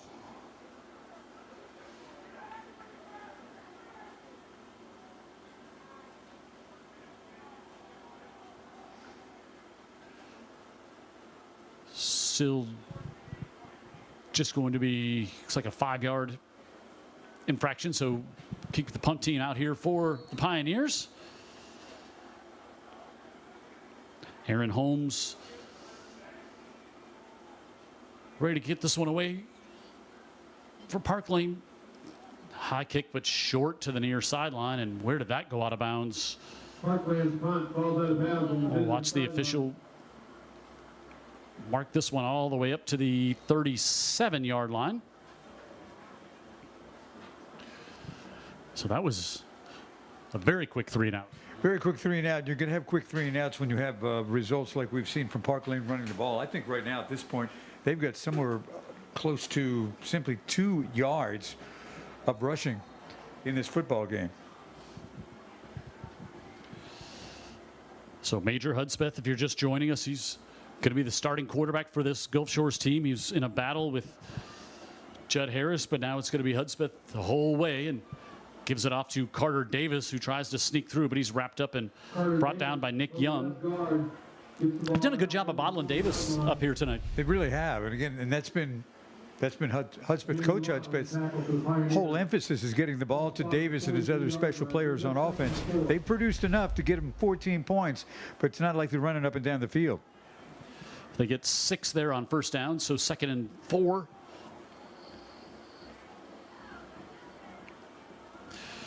They get it off to Davis this time. He's going to have the first down and some more as he sprints up the sideline and tiptoes it, staying in bounds all the way up to the 30-yard line.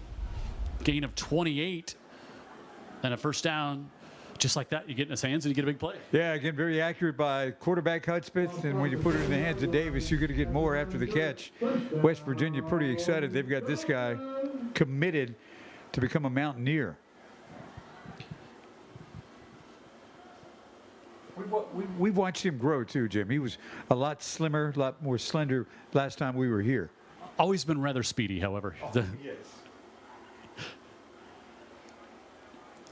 Ferguson slowed down in the backfield, but then he breaks a tackle and drops his shoulder and bowls down to about the 20. He'll be close to the first down. With the carry around left tackle. You know who, someone who doesn't get talked about very much, but is very happy about Davis going to West Virginia, Pat McAfee. You know, you don't hear, yeah, right? He's you don't hear very much about him. He's just a quiet guy. Yeah. Keeps to himself.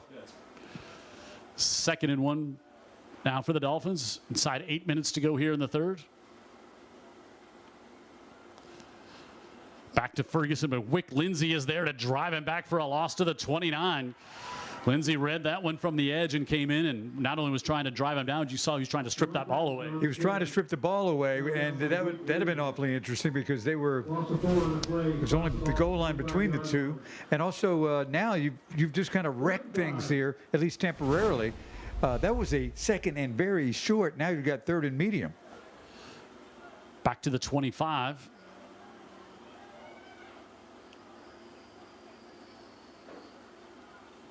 Little play action rolling out. Hudspeth is going to avoid this one at the 40, and now he's still looking downfield, pulls it down, makes a nice move. Hudspeth still on his feet inside the 10, at the 5, and he's down to about the 6. Play of the year for that young man thus far. Looked like he was to be dropped all the way back to the 45. Instead, gets it all the way down to the 7, an 18-yard gain that covered about 42 yards. I think his head coach wasn't really expecting that because we talked to him before the game. I asked him, I heard you ask him as well, will your quarterback use his legs in the game? He said, well, just to kind of navigate the pocket a little bit, but he's not really somebody that does what he just did do. He looked great. Turned his back to the defense and spun away and able to get free, and now it's a 1st and goal. And they're in a Coca-Cola red zone, and the Dolphins have it at a 1st and goal. Lawson split down to the bottom of your screen, and Davis up top. Malone in the backfield. Hudspeth keeps it himself, and he's going to be in for the Dolphin touchdown.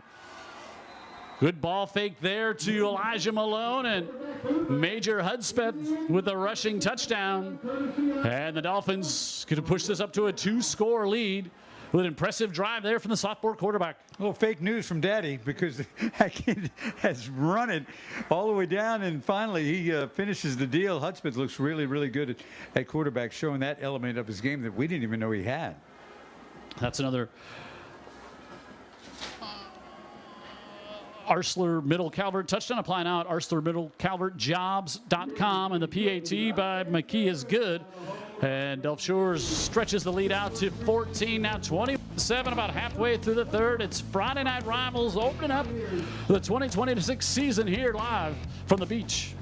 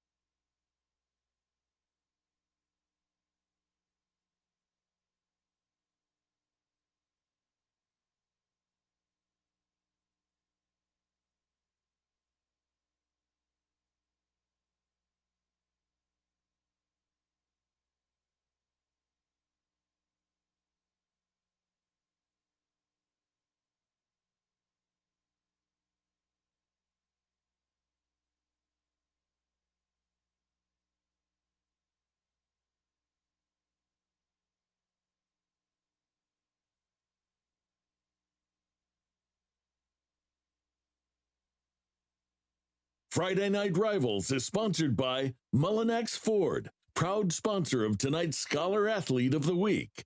McMurphy Orthodontics, will make you want to smile. And Roof Doctors, got a sick roof? Call the doctor. Roof Doctors. Impressive drive there by Major Hudspeth and the Gulf Shores Dolphins, now stretching their lead out to 14, a 21-7 lead. And sophomore, if that first 3 and out, didn't get much done that first drive, and then much more impressive there. The big play coming up with that big scramble. Yeah, that big scramble was big because of the loss a couple plays earlier. It looked like it was going to take them out of their drive mode, but Hudspeth does it on his own twice. That escapability, I mean, because not only it wasn't just a scramble, but he escaped the sack, which would have been about a 12-yard loss, and then scrambles for 18. He deked some guys downfield too, with the fake pump and getting people in the air. Very instinctive run, very good play, both of them. Played 3 games last year as a freshman, and now takes over the starting duties here as a sophomore. Gear McKee sends this one out of bounds. Dolphins kickoff. And give us a chance to give you a smile cam. Smile cam brought to you Illegal procedure, the automatic call. by McMurphy Orthodontics. Will make you want to smile. Smile, get a smile. Somebody smile. Somebody's smiling here. They're smiling. There we go. Mark Hudspeth not smiling over on the far sideline. Just got that coaching game face on right now. But now the Pioneers will bring it back out with good field position at the 35 after that kickoff went out of bounds. Slings it to the near side, able to get it off, and look at Copeland. Copeland breaks a tackle up the near side. Dooley Copeland, will he make it to the end zone? 65-yard touchdown. Pioneers are right back in it. Want to get it to your special players. That's what Hudspeth's been preaching. And I was just talking to you during the break that Reese has been right around 110 yards for some time. The production in the air has really calmed down as Gulf Shores did a good job with it, but not there. They've got players that can make special plays any given time. That's his second big one, I do believe. Dooley Copeland with the touchdown, and that's another Arsler Middle Calvert touchdown. Apply now at ArslerMiddleCalvertJobs.com. 65 yards, one play. Got it to him in some space and just made the first man miss, and then it was a foot race, and not many people in Mississippi or Alabama that are going to catch Dooley when he's loose like that. I'll tell you what, he looked great. And the PAT is good, and now it's 21-14. take another look here at this touchdown. And once he got away from everyone, they weren't going to catch him. And Copeland, what a night so far here tonight. And you can see why people from Parklane Academy and said that he's the most athletic player to maybe ever come through their school in school history. Yeah, I mean, we're looking at it, right? I mean, he just jumps off the screen for us and off the field for us here live. Excellent, excellent athlete. And again, you got to know how to use him, how to cash in with him, and they're able to. So the Pioneers right back in it. Now just down by 7, and the explosive play for Parkland gets them back within a touchdown, and now Gulf Shores will bring it out. I think no matter what else happens the rest of tonight's game, Parkland Academy has to like feel good about this year's squad and like, okay, yeah, like it's really stepped up competition. I like the way not only played, but the compete level you knew was going to be there, and it's certainly shown all night. Yeah, they've been confident the whole time. They've given up a few plays, but for the most part, they have played sound defense and made enough plays offensively twice by that gentleman, and we can see how and why he makes plays. So Carter to kick off. We get a timeout. Gulf Shores takes a timeout on a kickoff. Ooh. So we'll take it. We'll take it with them. Timeout here halfway through the third. 21-14. Good one down here at the beach tonight to open things up on Friday Night Rivals.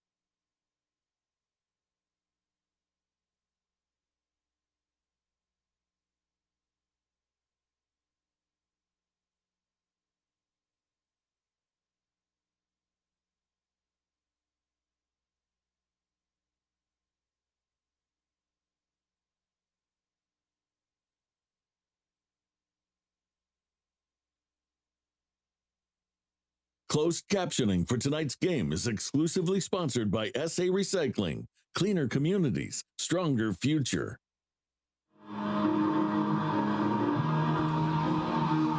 .609 to go in the third. Jim Cox, Dan Brennan opening things up on Friday Night Rivals, and a good one here at the beach. Boy, that timeout, just you don't see a timeout and ready to receive a kickoff very often. Well, maybe you weren't. The only thing I'm thinking is maybe they saw Parklane in something they weren't sure about in terms of the possible onside kick. That'd be the momentum shift of the game, right? But now they've put the timeout on the board. Not sure here. I didn't see the PA announcer just said Gulf Shores took the timeout. This one bangs down to the near side, and Malone will pick it up at the 20. And Malone out across the 35 to about the 37. So it would have been about the time for the Heat timeout, but the officials wouldn't have let everybody come out of the field and then called the Heat timeout, but they've put it back up on the board like they have 3 timeouts. Maybe that's what happened. But yeah, I can't imagine the officials bringing everybody out of the field and then calling the Heat timeout, especially after a touchdown you're getting ready to kick off. But it's the first game of the season. There's challenges abound for everyone.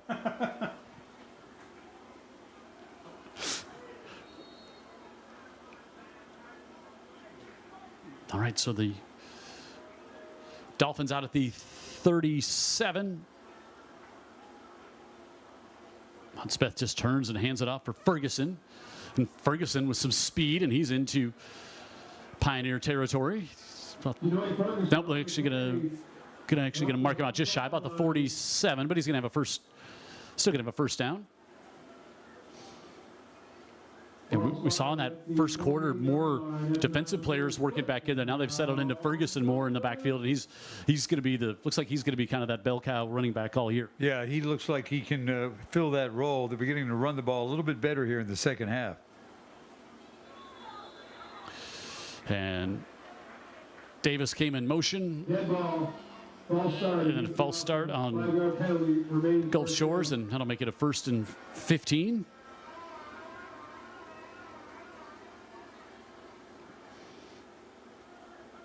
Gulf Shores looks like a team that's really going to challenge you through the air this year. They've got 287 yards, 233 in the air right now. They've got 54 on the ground. That's a much better split than Parklane at this point.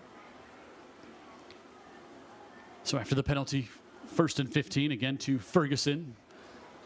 Ferguson tiptoes. He's going to get about 6 before he's wrapped up and brought down on the play. I think Williams was over there. Lott may have been in on the tackle as well. Yeah, credit these. Parklane gives you 36 players on the roster. A lot of kids playing a lot of snaps here tonight. Don't see a lot of holding your pants or chugging along. They look like they're in great shape. 2nd and 9 with Davis in motion. Keep it on the ground to Ferguson, and he'll fall forward for a couple, and sophomore Bennett Williams makes the stop up into about the 49-yard line. 3rd and 7. Yard line brought down by Bennett Williams and Jay Allard. Now are we going to get a heat timeout? I'm just confused.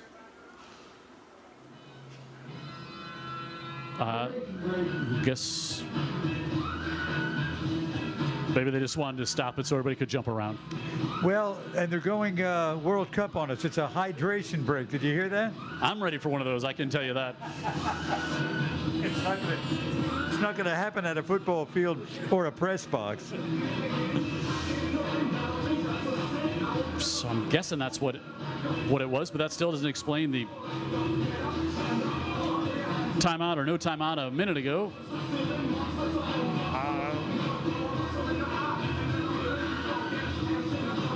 So big 3rd down coming up here. 3rd and 7 for the Dolphins, and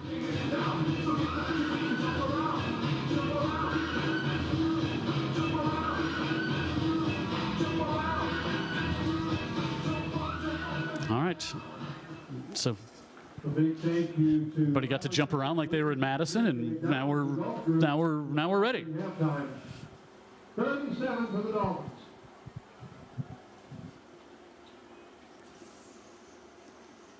Ferguson, the running back, with Hudspeth here on 3rd and 7, and Hudspeth looking to his right and now pulls it out, looking over in the middle, able to get that to Carter Davis, and the Speedster's got the 1st down and more as he's up to the 30, and he'll pick up 19. Another 1st down here for the Dolphins, and again, just bought a little time and got it in the Speedster's hands. We have seen it in the hands of some electrifying players here tonight. Davis is certainly the most electrifying on that Gulf Shores team. Davis will come out for a play after that 19-yard gain.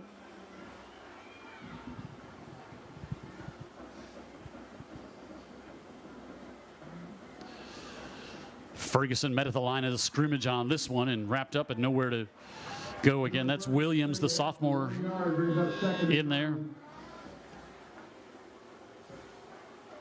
Might have been Carson Jones. Might have been at the bottom of that pile as well. As they trying to rip that football free as we come on down to 4 minutes to go in quarter number 3.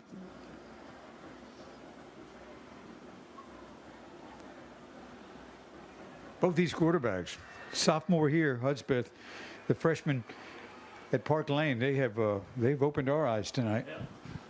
Didn't look like youngsters, that's for sure. Hudspeth rolling out wide open, hangs it up in the corner and overthrew 10 receivers. He had Brereton over there, and pressure was coming in on him, and that might have been Tyler Smith who was chasing him down. Now it's going to bring up 3rd and 9.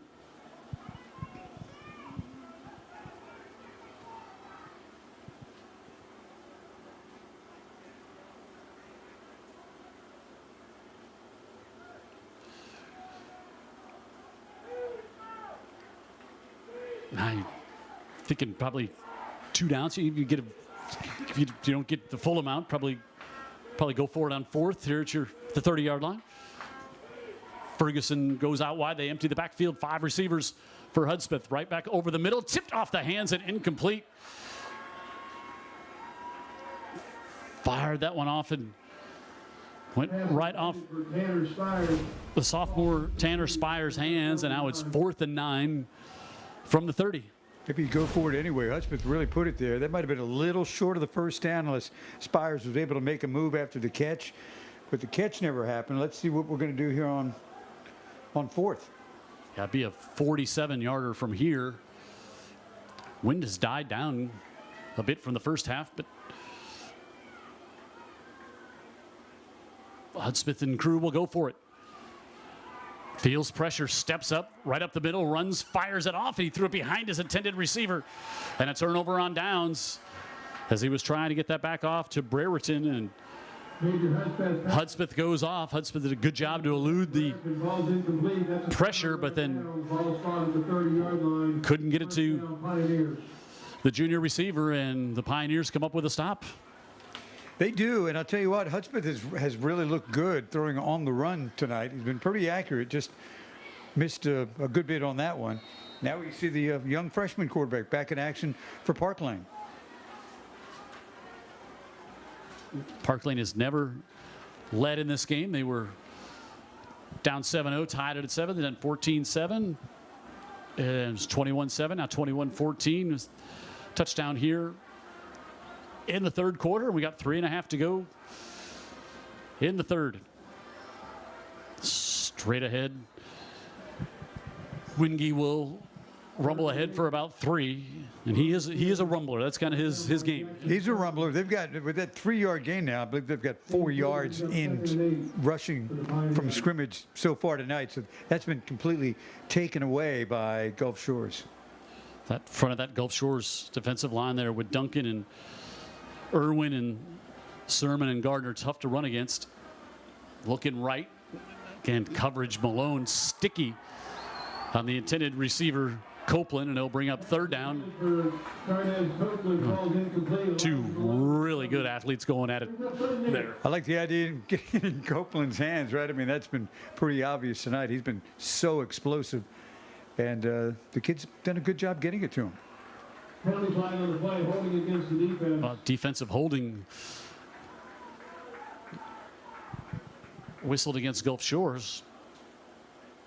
Don't see defensive holding called a ton in high school football. What you talking about, him being kind of sticky hands in there? Looks like the sticky hands a little too sticky, and you don't see it a lot. But defensive holding was also an automatic first yeah, down. you're right. We don't. The 42-yard line. First down, Pioneers. Well, the Pioneers will take the first down inside 3 minutes to go here in the third. And try to again keep it on the ground, and Wingy with nothing going there. He's going to lose 2. Ball carrier was Parker Wingy. So they're going to be second about 12. Here's Duncan in there, 3-year starter to make the stop for the Dolphins.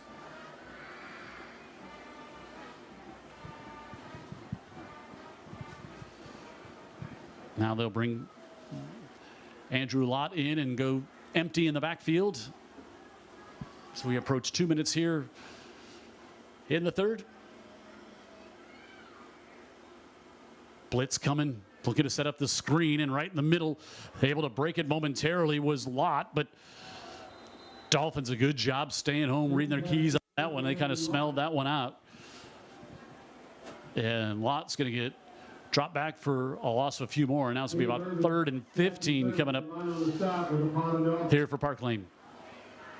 Yeah, offense really going backwards no matter what they try to do here, run or pass. A lot of penetration from this Gulf Shores defense. Parklane's been able to bust a couple of big ones, but otherwise they've had a lot of trouble moving it since about midway through the second quarter.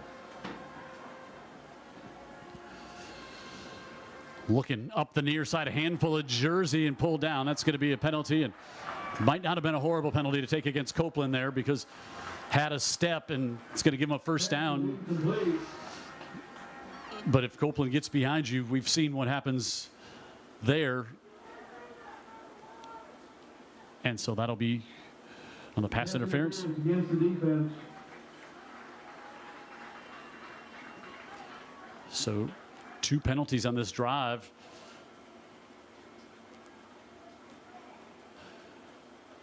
Going to bail him out unless there's there you go, 15-yard penalty. Got it, so first down. You have a penalty that moves the sticks. That's a big penalty. Especially on 3rd and 15. 3rd down, yeah. Puts it up to the 48-yard line of the Dolphins.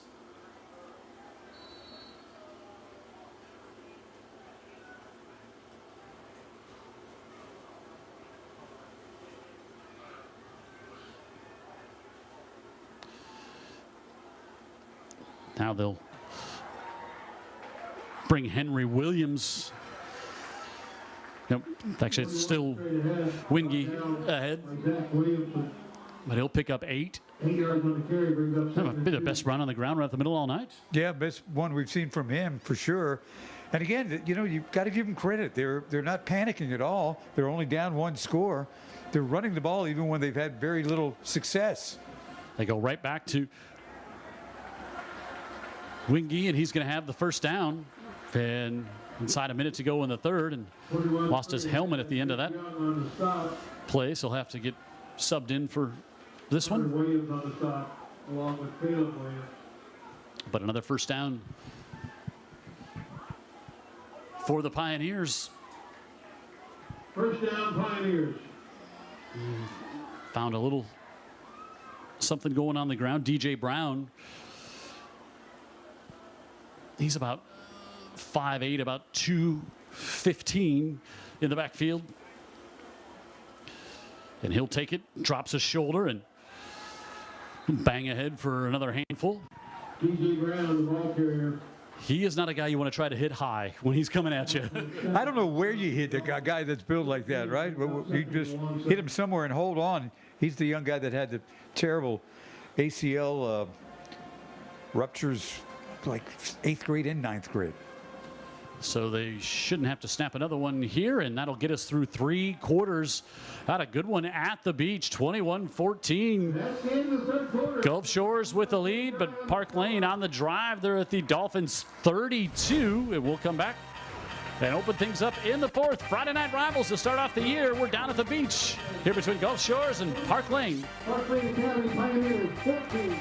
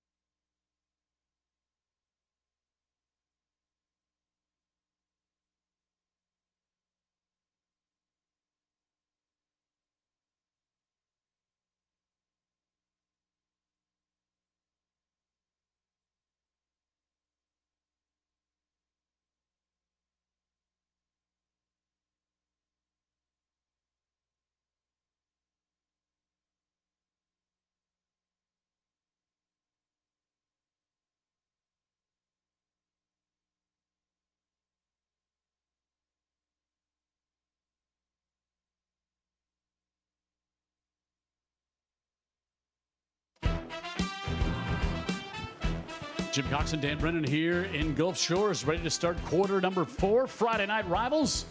Gulf Shores and Parklane Academy from Macomb, Mississippi. Macomb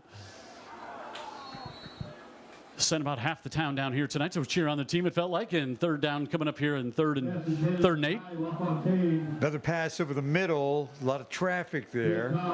Incomplete, but this kid's got a lot of confidence. They've had a couple of first downs converted on this drive thanks to penalties by the Dolphins.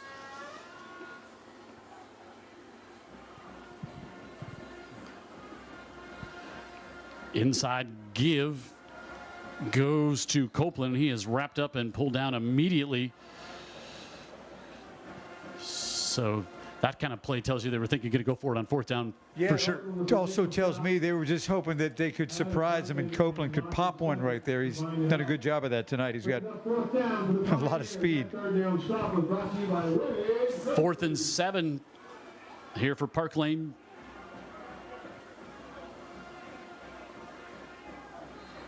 Looking far side and now flags. That's going to be 4th and 12. False start against Parklane. Didn't see the movement prior to the snap, but looked like it was on the near side from where the flag came. Some other scores. Williamson, ranked number 1, leading Baker 20-0 was the last score we had on that one. Saraland over Mary G 19-7. Lightning delay there. 34-28. McGill leading Foley here. 4th down, coming to the near side and overthrown over the head.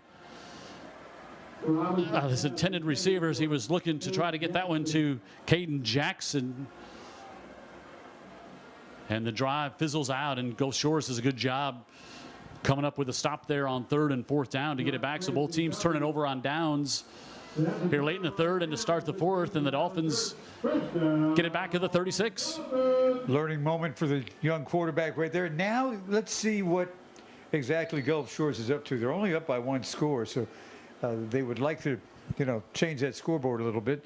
But do they go to the run a little bit to eat up some of the clock, or stay wide open with young Hudspeth throwing the football? Seen a lot of movement between the 30s in this game. They fake it to Ferguson. He wants to take a shot up top. Hangs it up in the air. And he's able to get that one to McCrary. And McCrary's got it at the 15. No, that's not McCrary. Correct. That is Lawson with his second big catch of the night. I thought it was 17. It was 7. It's Braden Lawson. 49 yards. And Lawson going to have some gaudy numbers after that long of 77 earlier, and then 151 now. Yeah, that would be gaudy. So they're in the Coca-Cola red zone, and now looking to stretch their lead back up to 2 scores. Ferguson hit at the line and driven back.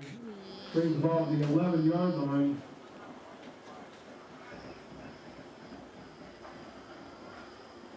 I'm sorry, the 16-yard line. Andrew Lott, the first one in there to make the stop.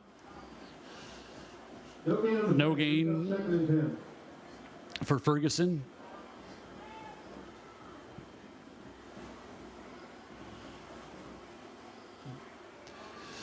Ferguson takes the handoff, cuts it back inside the 10, and he's going to get to the 5 before he's wrapped up by Lott. Again, and he's going to have the first down, a Roof Doctor's first down. It's going to be 1st and goal in the Coca-Cola red zone here for the Gulf Shores Dolphins.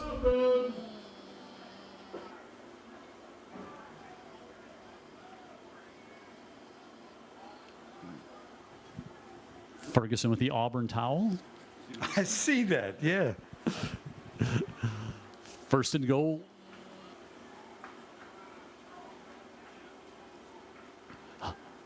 Hudspeth keeps it, flag down, rolls to the right side. He's going to try to cut back. He's going to get in and dive, but I think he knows that's coming back with that flag. Penalty flag on the play. Holding against the Dolphins. That'll come off the board. Holding against the offense.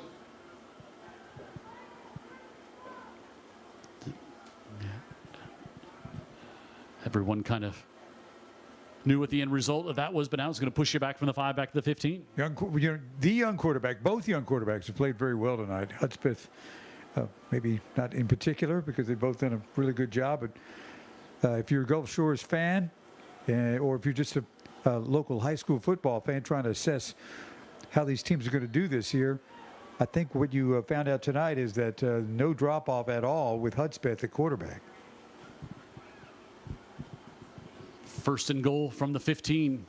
Hudspeth out of the backfield slings this one off, able to get it to Elijah Malone, and he's ridden out of bounds. Not much room there before Nick Young chased him out. 14-yard line. So a gain of just a yard for the Dolphins.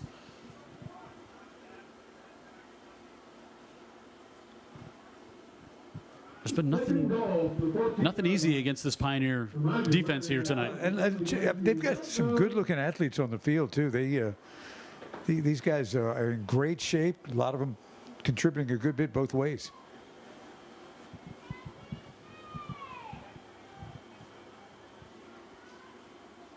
Now second and goal.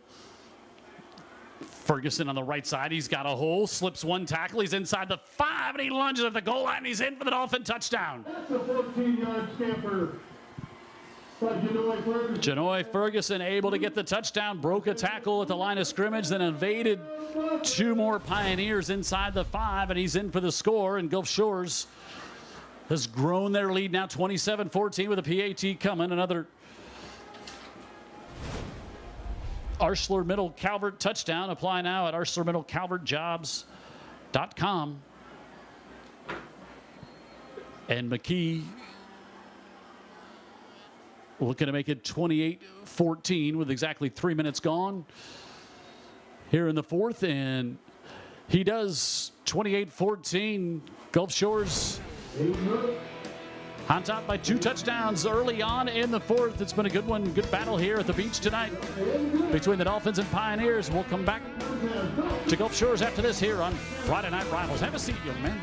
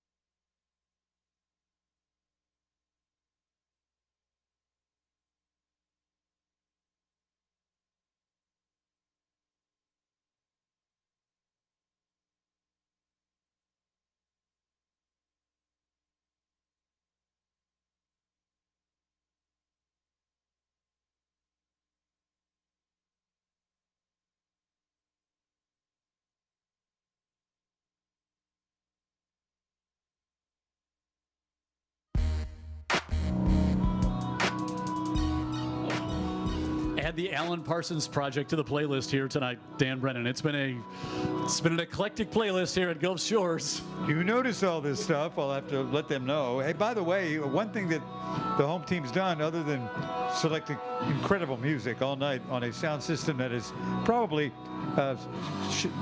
set at 13, I think, but they've run the ball as well as passed the ball. They've thrown it for over 300 yards. At this point, they're very close to breaking 100 yards rushing. Maybe the biggest difference between these two teams tonight. One's been able to actually run it. Yeah. So Gulf Shores on top again by 2 scores. And 9 minutes left in this one.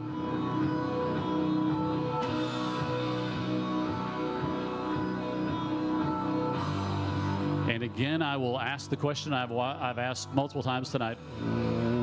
What are we waiting on? Sometimes I like to blame TV.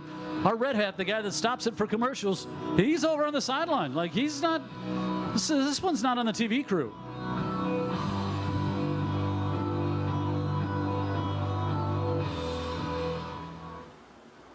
This 4th quarter is being brought to you by Coastal Merchant Services.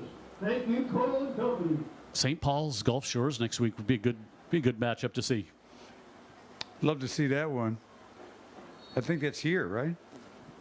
Believe so, yep. That is here. That's been confirmed by me looking down at my sheet that does not say it's at St. Paul's. It's not like bang this one off the ground, middle of the field, grabbed and just falling down at the 29-yard line is Dolphins kickoff recovered at the 29-yard line. Will be first down. Quick Lindsay. As Chief would say, go Dolphins.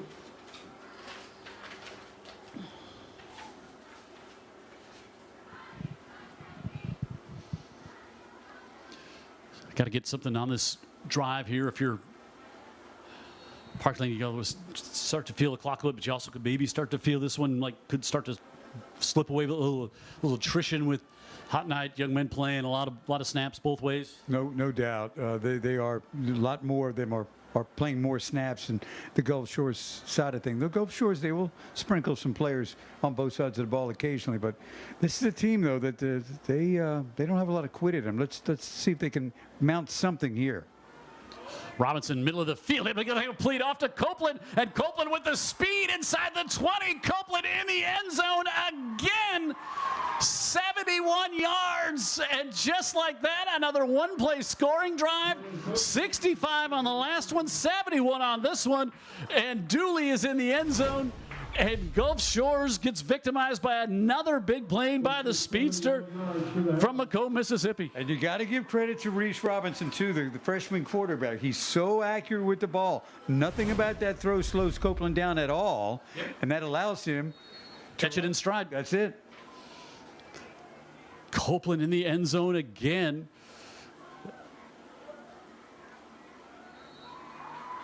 And the PAT is good, and it's a one-score game. So that'll do it. We said going to need to get something in this drive so they don't feel it slip away. That'll do it. That works. It's been big plays for them. It's been big plays, and they needed another one. Simple slant, and they got it. And it's not like Gulf Shores is lacking speed on their defense either. It's just Copeland just ran away from them. They seem to lack speed when it comes to number one. We were given the heads up on him in pregame, and he's certainly one of the probably more dynamic players in Mississippi in independent ball. So back to a one-score game.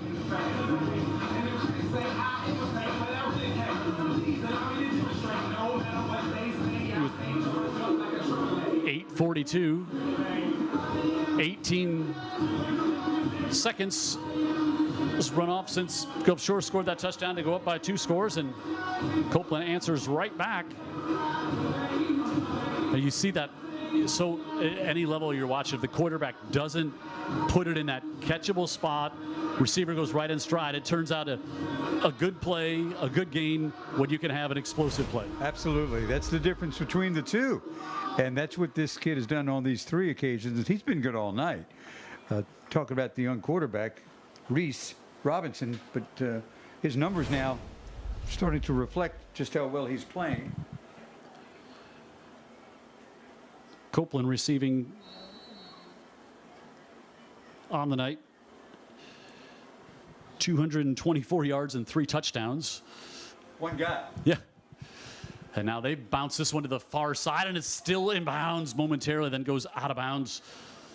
Wasn't quite like a full onside kick, just trying to get that short hop to the other side, but Carter is a talented kicker. He's got offers. He's going to kick the next. You know, Mississippi's got such a great junior college program, and you see so many players.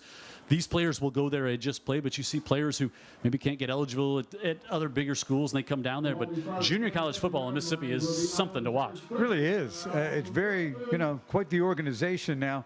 And there's been some amazing success stories, including a guy that won a title twice by the name of Stetson Bennett. So after the bouncing kick goes out of bounds at the 47, Gulf Shores with good field position. Ferguson stays in the backfield with the sophomore Major Hudspeth. His dad, the only coach in the country to win FBS, FCS, Division II, and high school football championship. His dad, Mark Hudspeth. Pretty impressive. He knows what he's doing, and so does his young quarterback. This kid's been great tonight. far side, able to get that off to Lawson, and Lawson is wrangled down Pass in the flat, complete. by Aldridge. Lawson, brought down by Jay Aldridge is one of the leaders on defense for the state championship winning Pioneers last year. Clock continues to roll toward 8 minutes.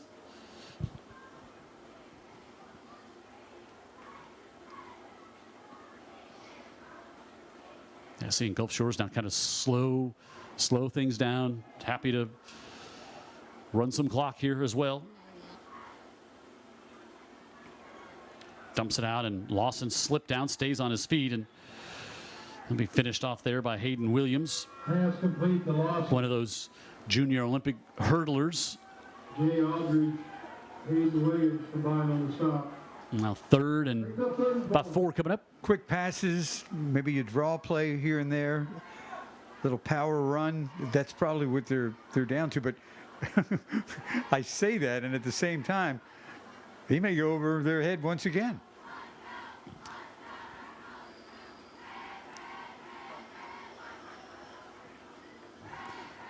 I don't see Davis split out wide. He might not be in this play. They give it to Ferguson, and Ferguson's going to get the first down. Is Ferguson around the right end. able to get inside the 45 and down to about the 38-yard line, and that's going to be Roof Doctor's first down. And once they get the sticks set, the clock will start moving again. They got the clocks going really quickly that time, too, by the way. I don't think the sticks were set, but for whatever reason, that play clock was rolling. Yeah. Gulf Shore's happy to use a bunch of the play clock. Now it's down to 5 as Hudspeth drops back. And he'll snap it at 2 and then dropped it. And now he's just going to have to fall down as he had pressure coming. Wick Lindsay was rolling in there, and it just some trouble with the exchange, and now that's a big loss, and going to push them all the way back to the 42-yard line. Going to bring it about 2nd and 16. Yeah, here's why it's a big loss.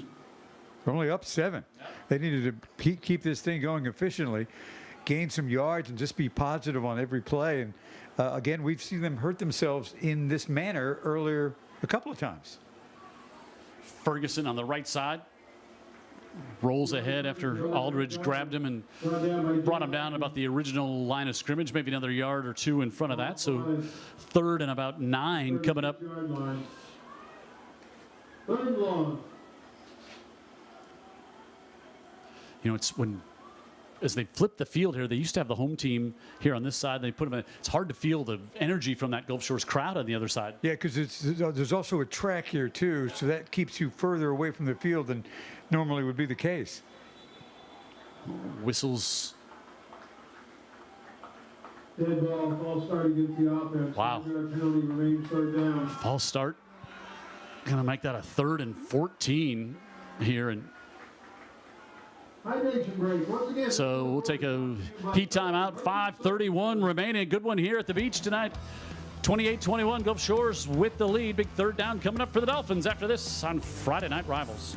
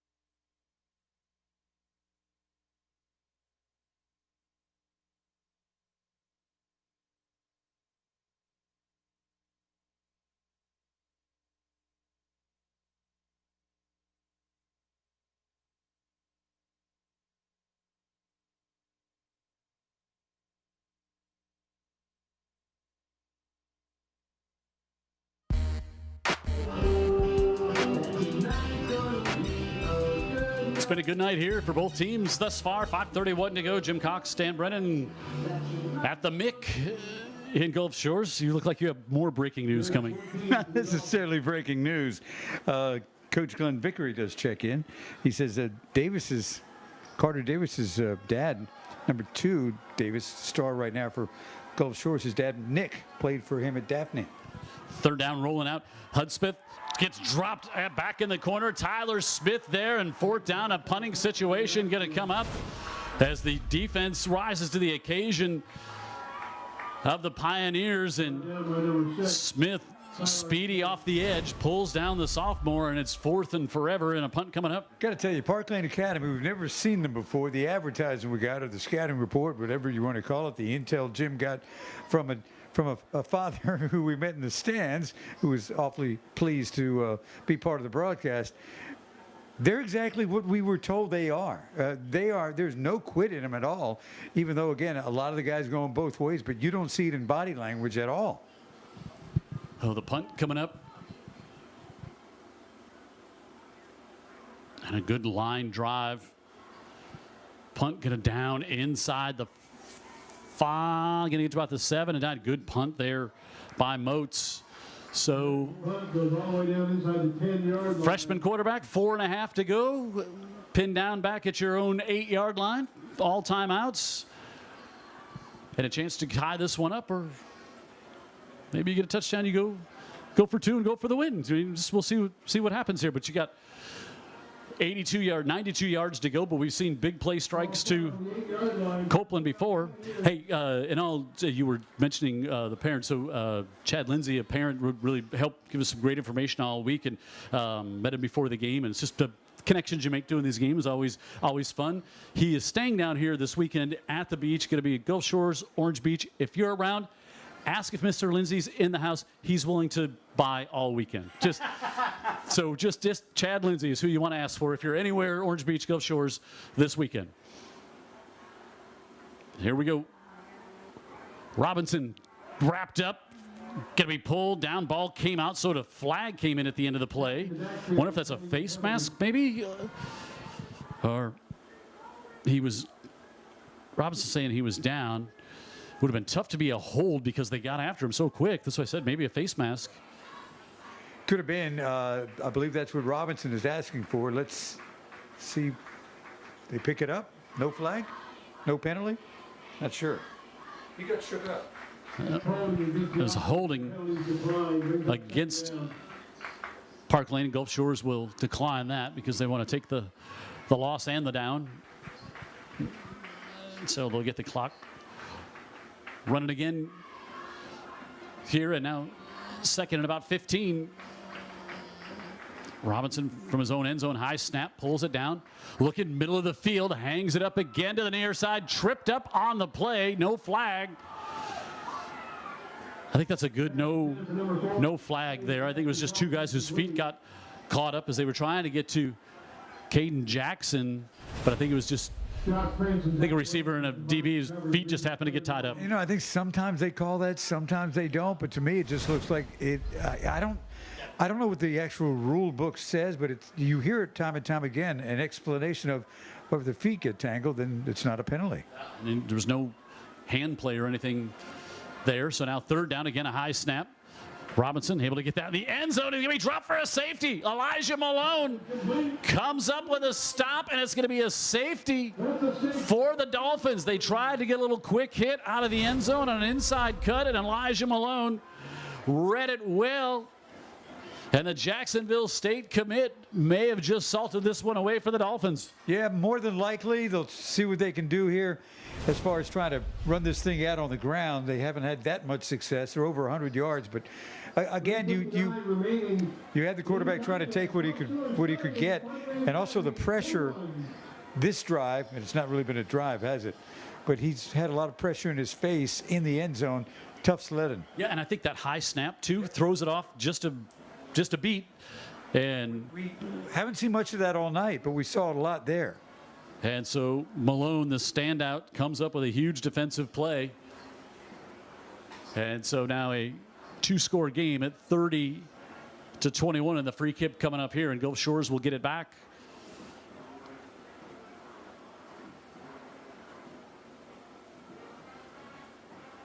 First turnover tonight.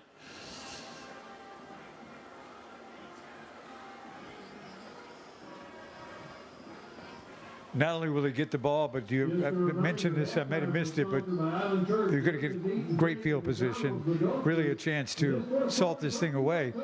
Running the football has not gone smooth tonight. I mean, again, they've got 100 yards or so, but it's been tough going when when Parkland knows that's what's coming.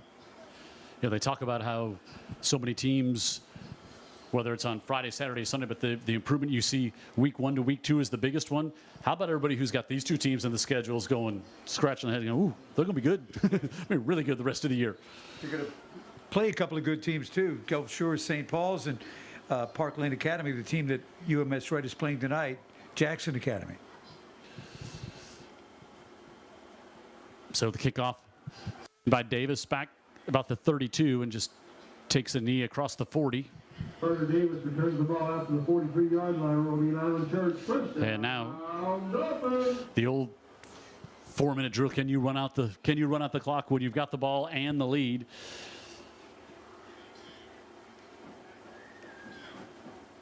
And we'll see if Gulf Shores can pull that off. And again, the confidence in the quarterback. Maybe they do something different. Maybe they let them take a shot. We saw a stretch there where it was simply very short passes, and against the Dolphins. Hang on. Okay, they're going to go backwards here a little bit. Not quite the field position we thought. So personal foul against Gulf Shores. That's going to back them up 15.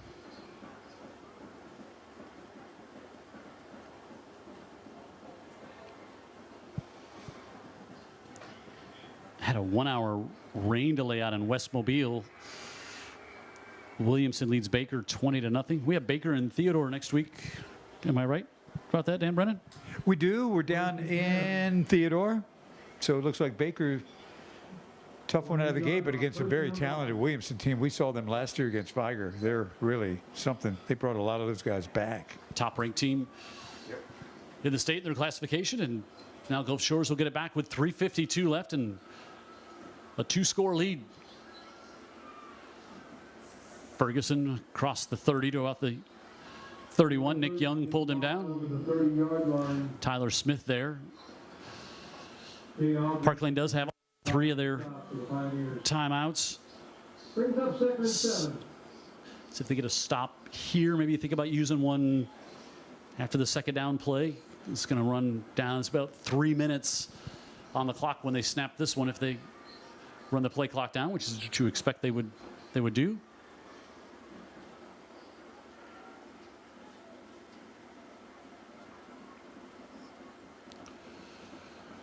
Ferguson cuts it back at the line of scrimmage and gains maybe a yard on that one. And now third down is coming up, and Parklane does not take the timeout. So here, third down. You get a stop. Get a stop, get the ball back, and weather-wise, we don't always look out at Gulf Shores. We generally don't. We've had some pops of lightning out in the Gulf, but for the most part, the rain's been around us, but not on us. So snap this one inside 2.5. Mark Hudspeth put it in the air. His sophomore quarterback looks. Now Rolls has lots of time, and now Lindsey puts some pressure on, and he fires it up the far side, and it's going to be incomplete. That's going to stop the clock. And fourth down. And now exactly what Parklane was hoping. They were 3 and out, didn't have to burn any timeouts. Now they'll get it back. Then they're going to have to get something quick, and may have to have another onside kick attempt in the future.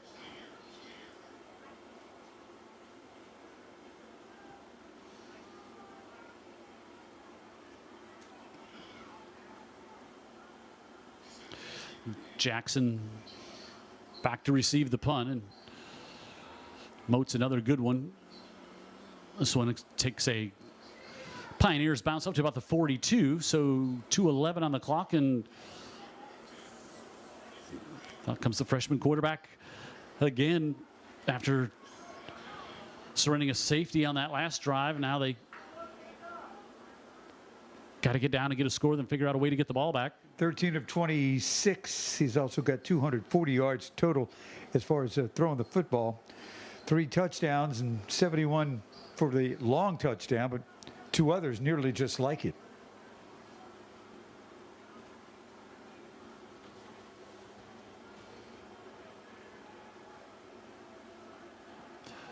Here come the Pioneers.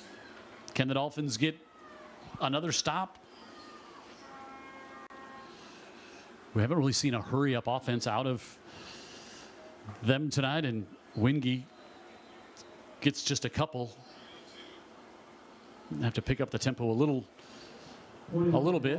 Brought down by Adam Duncan. Williams comes in, one of the speedsters on the outside. Still taking a lot of time to get these plays off, and now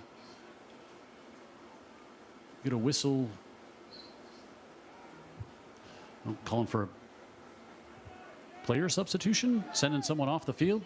They got to get somebody on the field.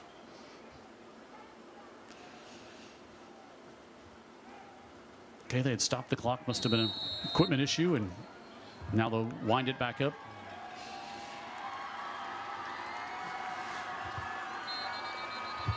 As DC Hughes came in, and now after all that, Parklane has to take a timeout with 1:36 left, so we'll take a timeout with them. Coming down to the wire here, 2-score game. Parklane needs a quick score, and Gulf Shore's trying to slam the door shut.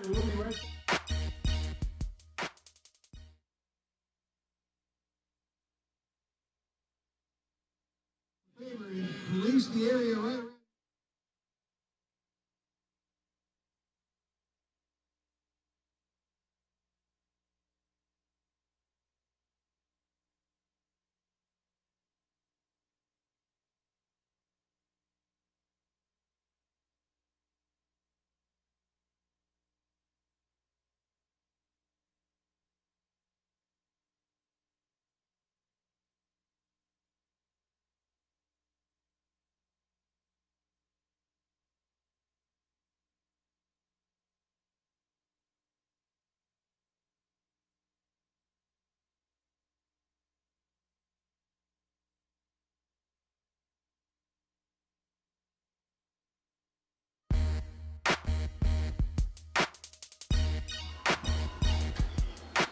After the timeout, 2nd and 9 here for the Pioneers, rolling out, and just had to get rid of that one. There was not a receiver around. They might be able to throw intentional grounding flag on there. There was not a receiver in the middle of the field there with the pressure coming in on Robinson. He might have been out of the pocket, though. Pressure by Jackson Sermon and Steve Irvin on the Sermon was crashing in. Now 3rd and 9. 2 timeouts remaining for Parklane. And lightning delays all around the state tonight. Here, we've avoided that down here at the beach. Rolling out, trying to float it up the near side. It's broken up. Boy, good job by Jock Prince to get his hand in there and break that pass up. Prince had 10 pass breakups and 2 interceptions last year. He's going to the University of West Florida, and they have not gone his way much tonight at all. Not at all. Now, some on this side of the field saying, okay, nice play with his left hand. Where was his right hand at the time? Might have been up on the shoulder pad. So 4th and 9, 1:22 to go here. That safety so big, making this a 2-score game.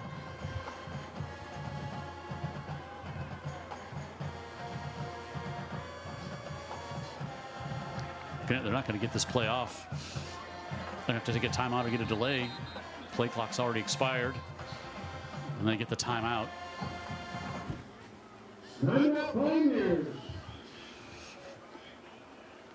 So I don't know, the play was a little late getting in there after the downfield shot, but makes them take down just 1 timeout left. But timeouts aren't really your issue at this point. You got to score to get the ball back.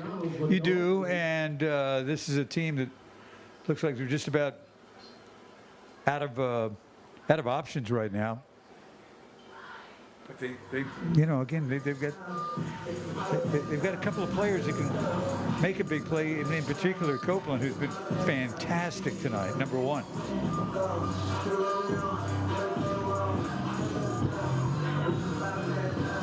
Week 1 of the high school football season. Things got started last night up north. Thompson with a big win, and Spanish Fort with a come from behind home victory over Daphne.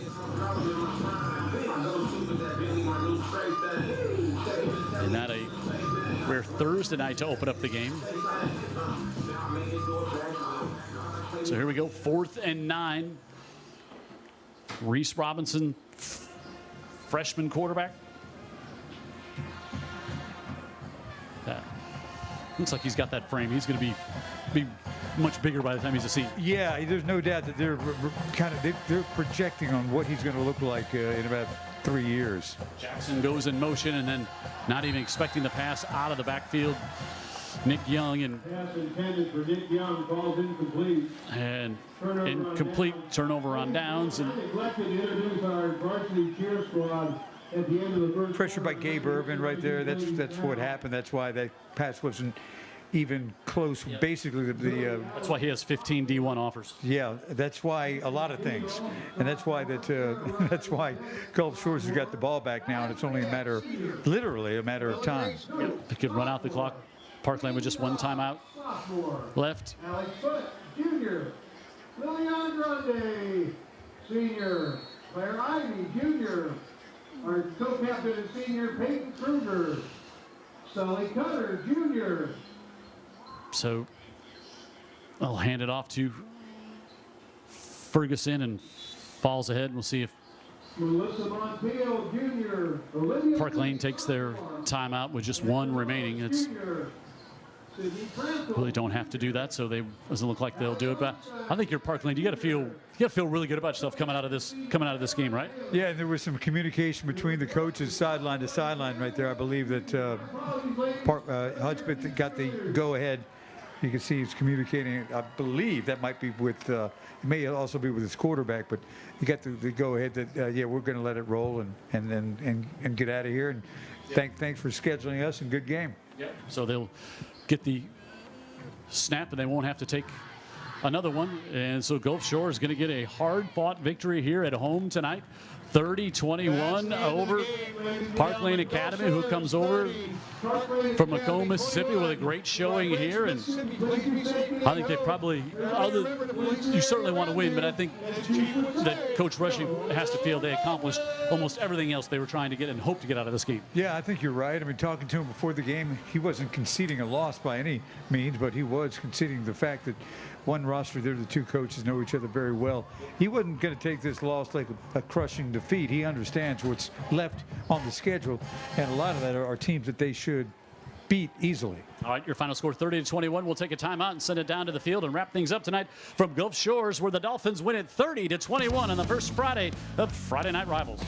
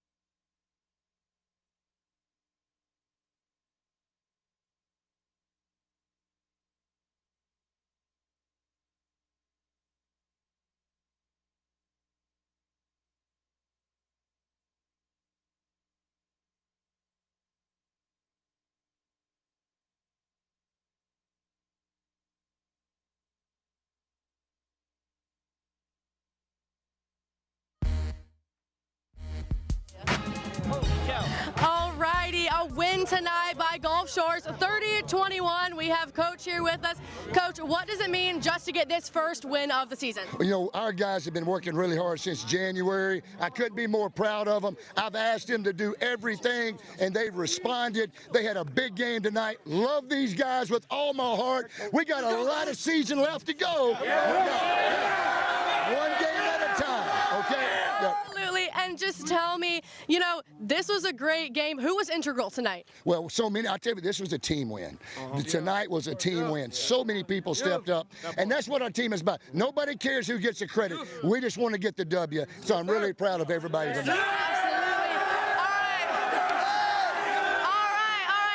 Now we have something for you guys, so I'm going to get Michael to come in this. Michael! Oh, you're perfect. Already here. We have this for you. Tell me what this is. Yeah, Coach, so it's an absolute honor tonight to present you with this Friday Night Rivals Game of the Week belt. On behalf of Coca-Cola and Dr. Pepper, congratulations, sir. Thank you. Thank you. Appreciate it.